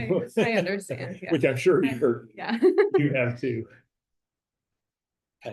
Well, I'll go ahead and recommend we approve the fiscal year 25 WIC local H&C budget revision. And we'll go ahead and approve that and have it signed. I'll second that. Been moved and seconded to approve the fiscal year 2025 with local budget and have it signed. All in favor? Aye. Thank you, commissioners. Thanks for letting me steal your time. Mhm. I think I stole your time. Oh, mine? Yeah. Oh, it wasn't worth it. Oh. No, yeah, I didn't have anything useful. You're welcome. Well, yeah, anytime. No pun intended.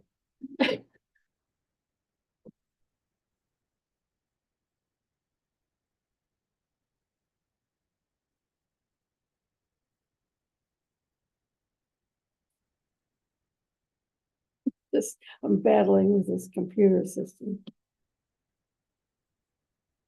You know, these tough, I do with poor engineers. Uh-huh. Somebody tried to build stuff on the poor engineers. I know how fun they can be. This, it's really So big. we don't have anything till 10:45. Is that correct?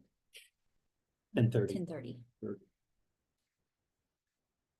We'll go ahead and make a motion to where we're at. I'll move that we recess as the Board of County Health and then reconvene as the Board of County Commission.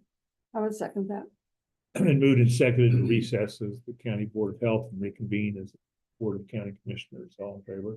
Aye.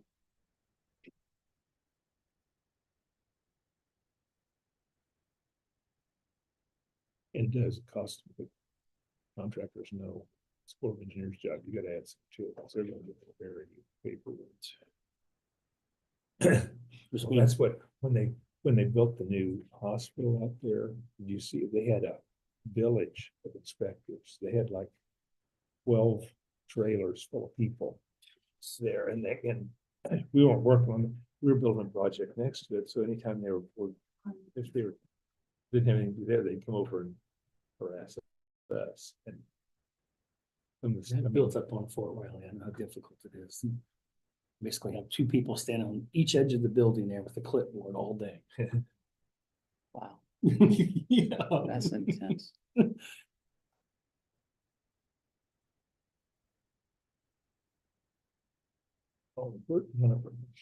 Leavenworth, new fire station actually. And then a bunch of submittals. When I talked to the guy, I said, "You got, you know, I don't know before, I think there's some plumbing and mechanical." Well, he jumps those. Well, no, I have 30 days to it. It's sitting there. I'll get to it. I don't have to respond for 30 days. And They waited till day 30. Yep. Yep. And then, well, and then the other thing was he'd go through with submittals until he had a question on something. You had a question, send it back. Instead of going through the whole thing, we'd have to correct whatever it was, send it back, wait 30 days for him to go a few more pages, find something else to question. That's not. Luckily, that guy got transferred. He got transferred and we got someone that Yeah. easier to deal with, or the job would have never gotten done.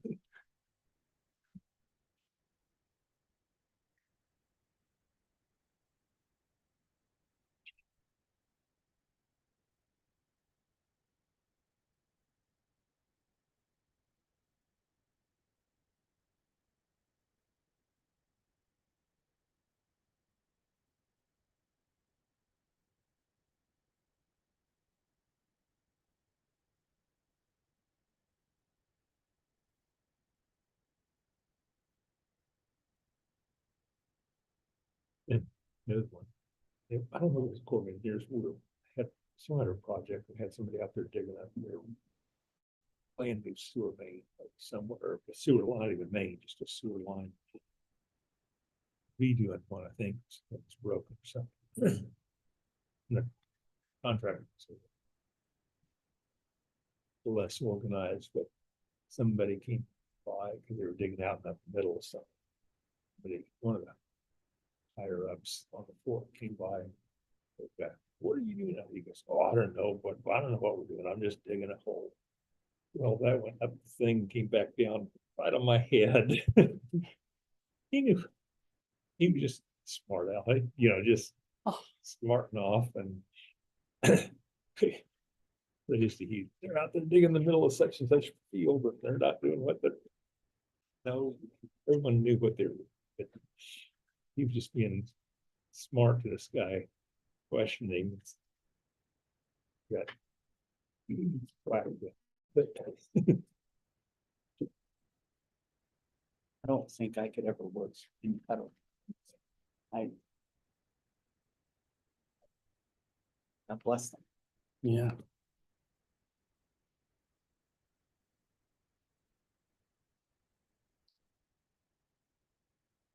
Well, in a case like this, I mean, we technically have the bandwidth to work through it, but some places don't.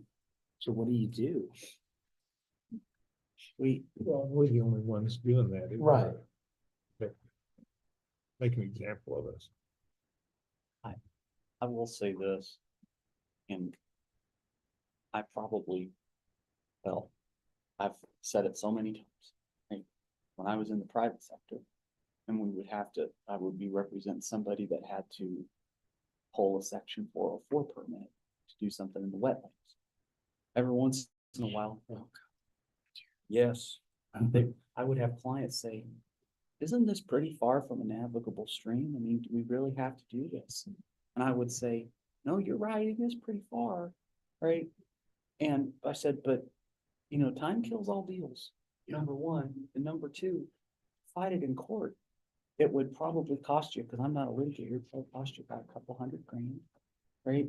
Plus your lost business deal. And wouldn't you know that always the Army Corps' request in their 404 permit was for $150,000 to be paid for wetland, because they knew exactly, right? It's like what it was. Legal costs, either by it. Yup. So I just said, you better pay up, right?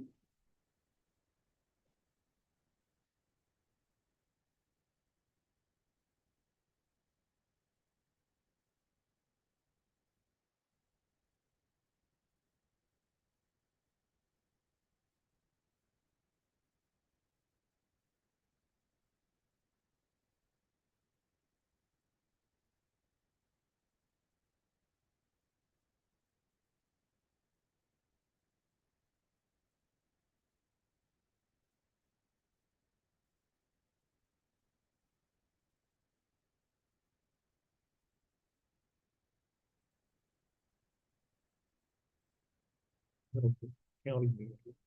Out of 29 people attending, 11.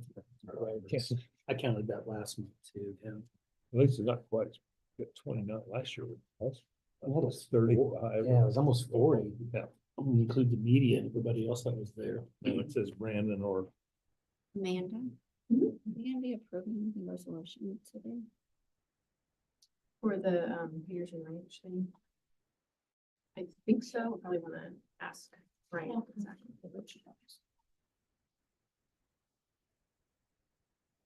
This, I don't have any originals. says we're supposed to. That was the included.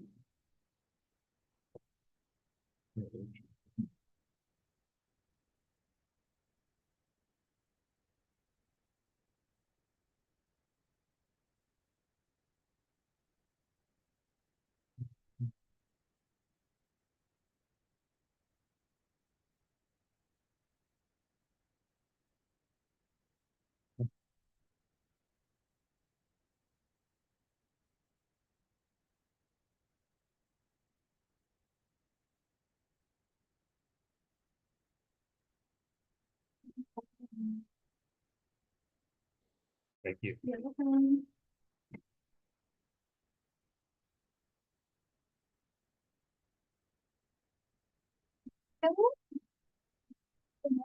Oh.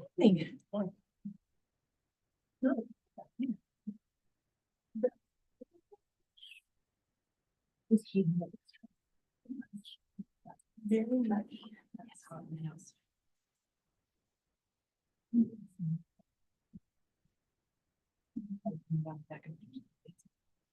Okay,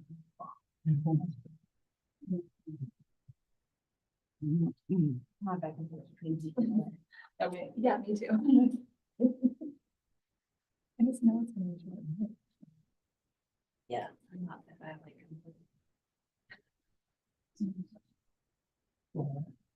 Or it didn't have the clean, functioning.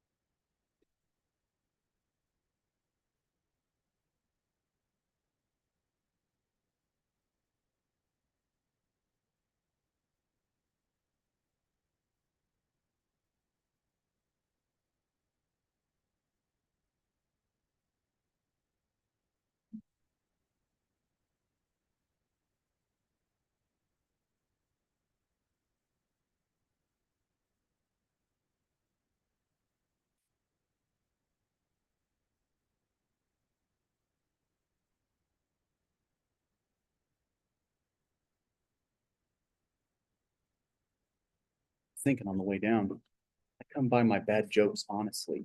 I inherited it. I said, hey, and then to Jana and Shannon when I walked into the office. I was reminded what my dad always used to say when I would say, hey. I'd say, hey, and he'd say, straw's cheaper, grass is free, buy a farm, get all three. I'm like, Heard that. you have? Hey, John, what time is your meeting on the 12th? I don't need to take note. Oh, doctor's appointment, 3:10. Okay. So we can put you on the 12th after Barry. Okay.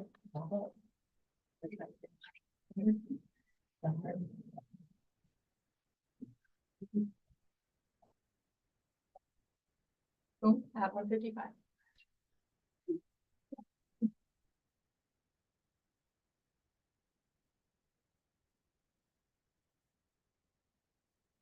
You have to leave here at 2:30, right? That's what you said? Yeah, somewhere in there. Okay, perfect. Perfect. No, you get 20 minutes, I just wanted to know. I was like, oh. Are you? Cindy, I'm asking Lisa to print Yeah. it for you. Oh, I called Jana. Thank you. I apologize about that.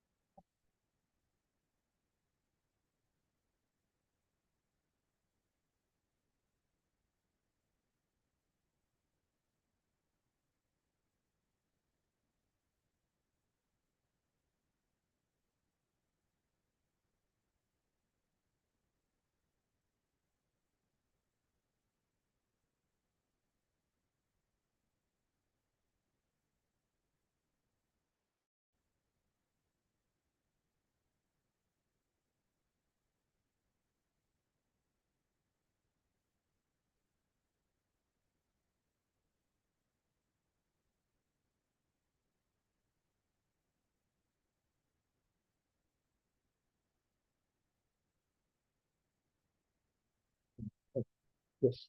Good morning, Commissioners. Megan Lewis, Director of Community Corrections.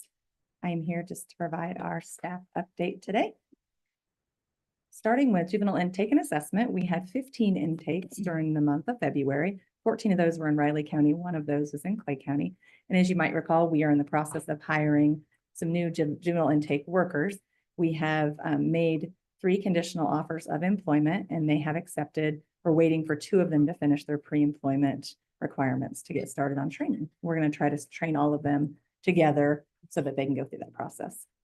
Our youth court immediate intervention program, we currently have 30 participants. Again, as you might recall, our juvenile services officer was out for an extended period of time on a medical leave situation. And so he is back and we're back at it, having youth court twice a month. So things are picking up there. He currently has 10 total on juvenile supervision for the ISP program. We do not have any in Clay County right now, which works out right now since we are currently training our new officer for the Clay County position. He just got back. Damian spent 3 days back and forth to Emporia last week, completing the assessment training for the wireless assessment. So he has all those certifications that he has to get from the state of Kansas. So for adult services, we have a total of 103 on ISP, intensive supervision, and then 2 are in treatment in March, 11 in jail for a total of 116. Recovery court, we did have a graduation in Clay County during the month of March. And then also our next one here is May 28th. We have 17 current participants, 14 in Riley County, 3 in Clay County, and that's a total of 56 participants since the start of the program. I did want to give you an update just about our funding situation. We do have our grant that's set to end on September 30th, and I have met with Brittany to discuss just the potential of using county opioid settlement funds. And then we've also reached out to the city of Manhattan to see about those funds as well. The city doesn't have a process in place just yet on how they want to distribute or utilize the funds. So I sent another email this morning just asking, could I just schedule a meeting with them to talk about this being a potential use of the funds? It's spelled out very clearly in the new guidelines. Yeah. So it says we could use that. They just have to agree to allow us to use it. So that's kind of an update about that. We finished our Kansas Fights Addiction grant, and that grant period, if you recall, it was extended for 6 months. So it ended up being from October 1st of 2023 to March 31st of 2025. And the original award amount was for $200,000. It was a collaborative grant. And so we worked with Pawnee Mental Health, the Riley County Health Department, New Chance Vallejo, Mirror, Central Kansas Foundation, and Preferred Family Health. Those are all different treatment providers. And some of the things that we did with that money, we spent $146,546. We used that to employ 2 part-time peer support specialists with Pawnee Mental Health. We provided transportation to and from treatment and reintegration. Inpatient, outpatient, and reintegration services were provided with those funds. And then supplies were purchased on a number of occasions for the Discovery House, which is the sober living house through Pawnee Mental Health. And then we also helped to provide a bathroom, an ADA compliant restroom at the crisis stabilization unit. So they now are able to offer social detox. So that's a first for our community. And they have started, and they've already had 2, since March, they had 2 admits that utilize that bed.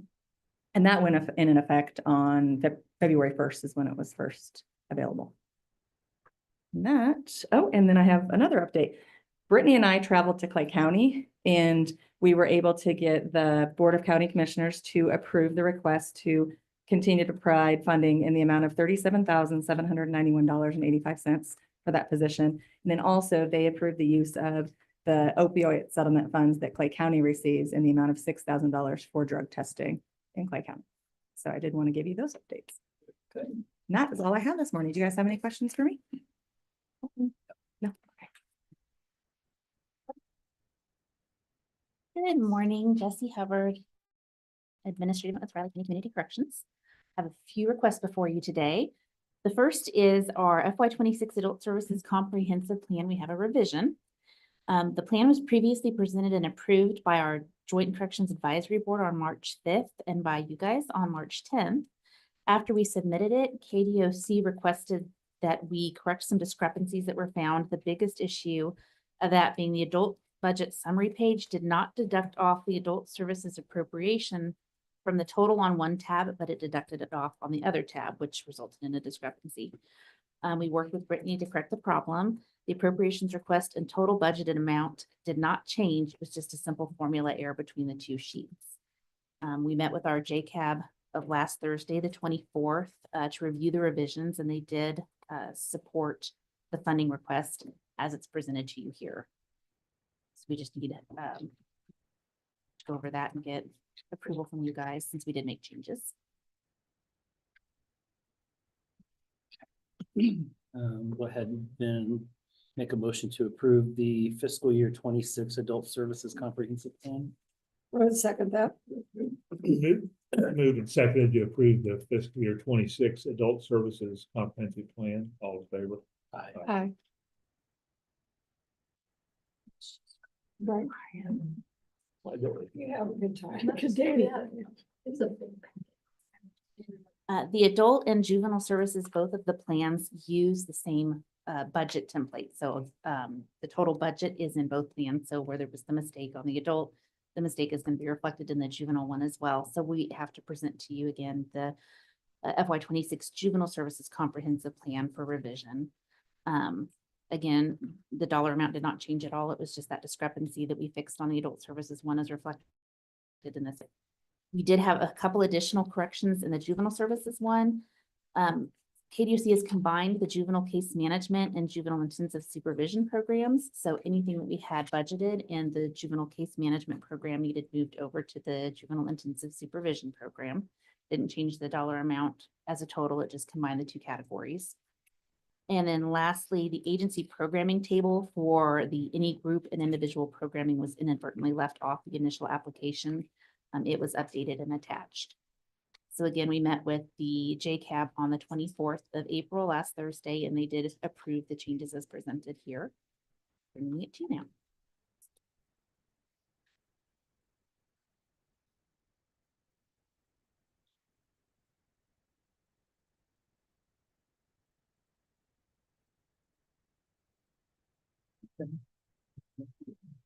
We'll then make a motion to approve the fiscal year 26 juvenile services comprehensive plan. I would second that. Moved and seconded to approve the fiscal year 26 juvenile services comprehensive plan. All in favor? Aye.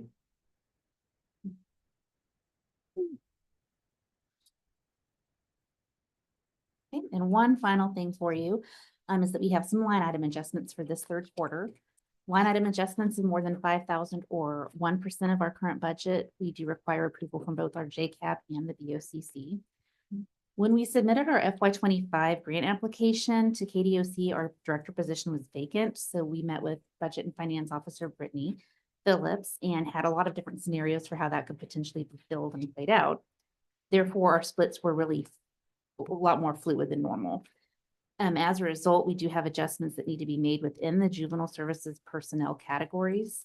Specifically, we're transferring funds from juvenile intake, non-admin salary to juvenile intake admin salary and benefits, as well as transferring IIP non-admin salary, JISP admin salary and benefits. We have the attached line item adjustment sheet for $38,450. It again did not change the bottom dollar. It's just changing which program. We're just adjusting our splits. So nothing has changed as far as that goes. And this was approved by our JCAB on last Thursday.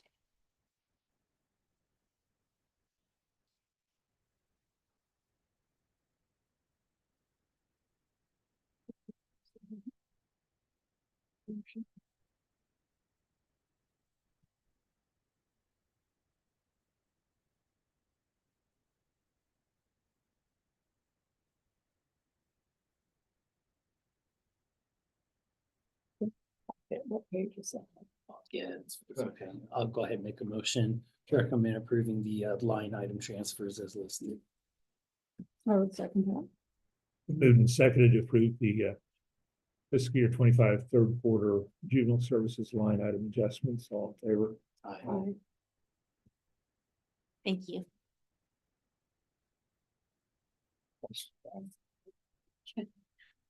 Some reason I can't navigate very well. Much paper.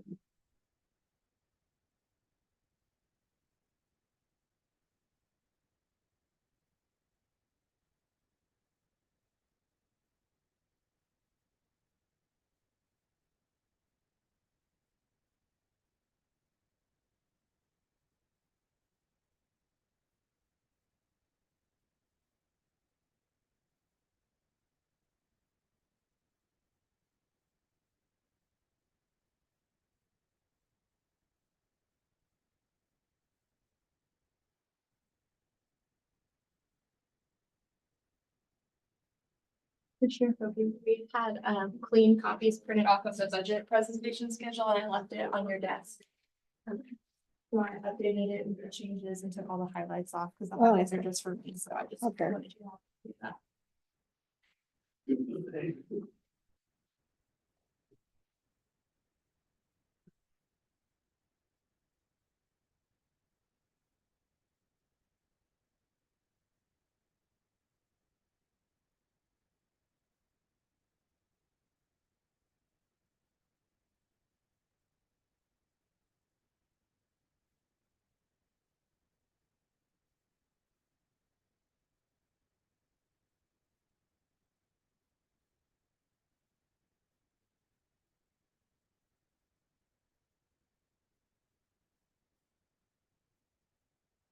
Cindy, I created a boo-boo. Okay. Right. I'm gonna say cut a typo in the resolution. Right, and so I corrected it in James for the now copies. Right. Thank you. I didn't have any at all. Oh, well, that's fine.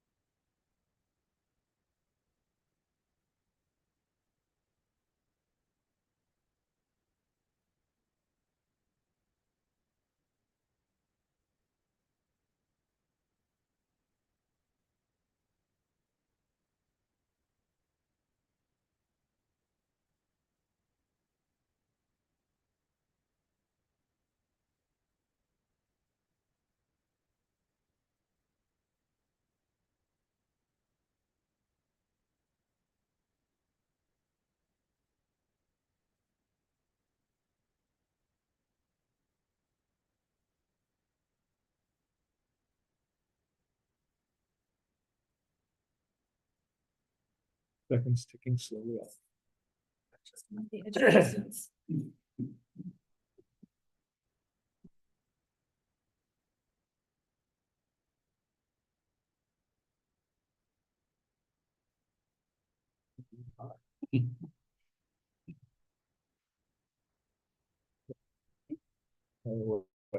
Good morning again, Amanda Webb, Planning Director. What we have here is the petition for the Peterson, to create the Peterson Ranch Street Benefit District. We have our public hearing for this morning. If you recall, we talked about this one a few weeks ago. The petition was submitted. Budget and Finance Committee reviewed and recommended proceeding with it. We talked to you folks about it a few weeks back, and you also were okay with proceeding to public hearing, which again is what we're doing today. So in your packet, you have the petition, you have the original map from the PUD that was done in, I believe it was 21, showing the roads that are the subject roads under this petition that will get done under this district. We've also included the engineer's opinion of probable costs, so you can see what that looks like. There's a resolution, and then, as I mentioned, the submitted petition. So just wanted to give that kind of brief overview of what we're here for. We do recommend to approve the creation of the Peterson Ranch Street Benefit District, but again, we have to have a public hearing first. So just wanted to provide a quick update before we jump into that. I'll go ahead and open the public hearing. If you have anyone have any comments? Anything? Okay.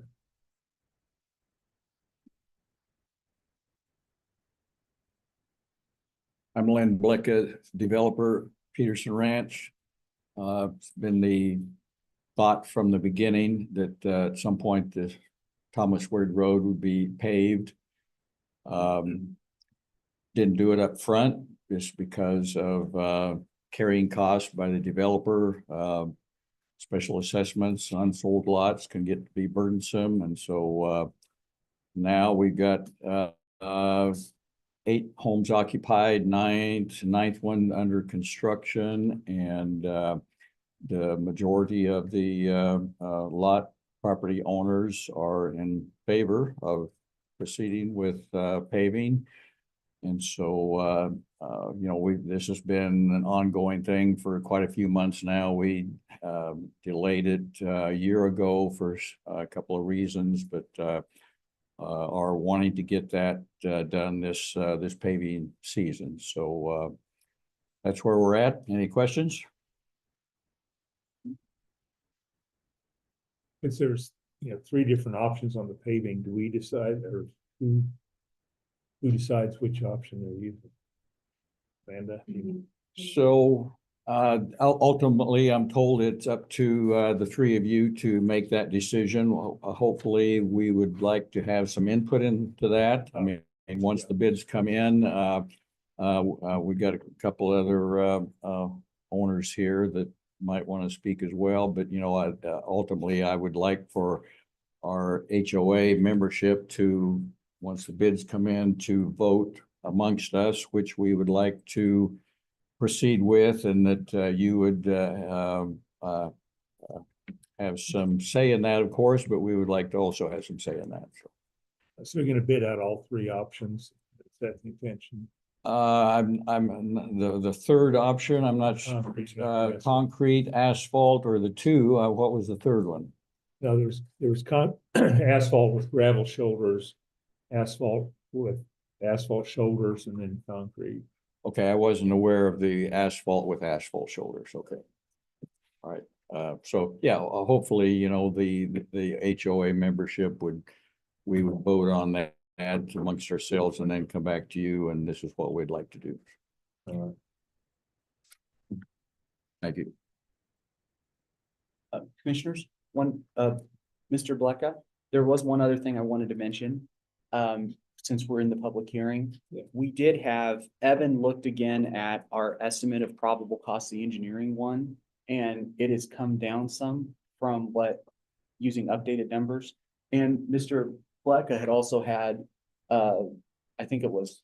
Bayer Construction did some estimates for us. Bayer did. So we're optimistic that the final cost, regardless of the option that is chosen, will be substantially lower. Right, there will be some compaction work that I understand needs to be done as well, and so it'll be a little higher probably than the estimates. I'm parroting merely what I've heard from Evan, but I wanted to make that known in the public meeting that we have additional information, but it's lower than the petition estimates. Yeah, hopefully. Yes. Any other comments? No, close off public comment then. Don't necessarily have anything else. Yeah, I didn't know if we had anything else that we wanted to add. I mean, I know we've been working on this for a long, long time. So glad to see that, number one, the development's moving forward and you're selling some lots and some homes. That's always good to hear, particularly on the rural side. And yeah, this was talked about well in advance, so I don't have any issues with it. I would make a motion to approve the creation of the Peterson Ranch Street Benefit District. Second. Been moved and seconded to approve the creation of the Peterson Ranch Street Benefit District. All in favor? And we'll need to, can we have a motion to approve the adoption of the resolution? Creating an adoption and publication of that as well. I'm sorry, I didn't catch that, but we didn't have that in our. Yeah, we They've just got to have adopt a the one. resolution. Yeah. Yeah, there's a resolution that's going to be adopted for this. So, and it was in the meeting packet. There was a typo that I had to fix. I needed to reference our charter ordinance number 8. But if we could just have a motion to adopt the resolution authorizing the creation of the benefit district, then that would suffice. Go ahead then and make a motion to create the resolution that will create the Peterson Ranch benefit district. I would second that. Been moved and seconded to approve the resolution for the creation of the Peterson Ranch Street Benefit District. All in favor? Aye. Aye. Thank you all.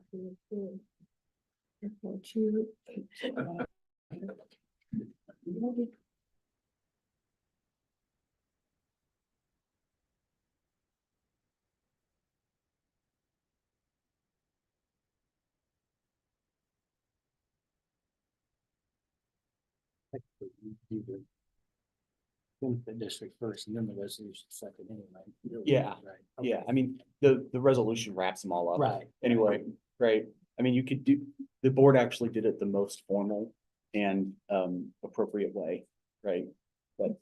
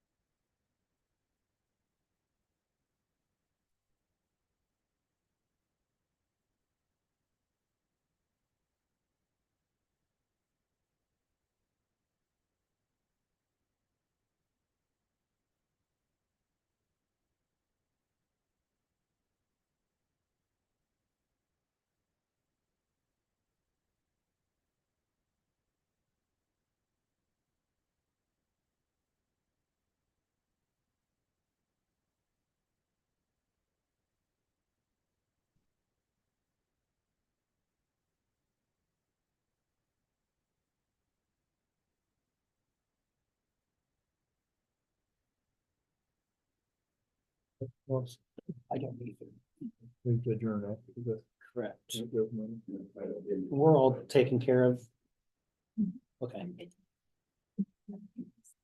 Okay, now I'm gonna make a motion that we adjourn the April 28th meeting of the Riley County Commission after this afternoon intergovernmental lunch. I would second that. Been moved and seconded to adjourn the Riley County Commissioners after the intergovernmental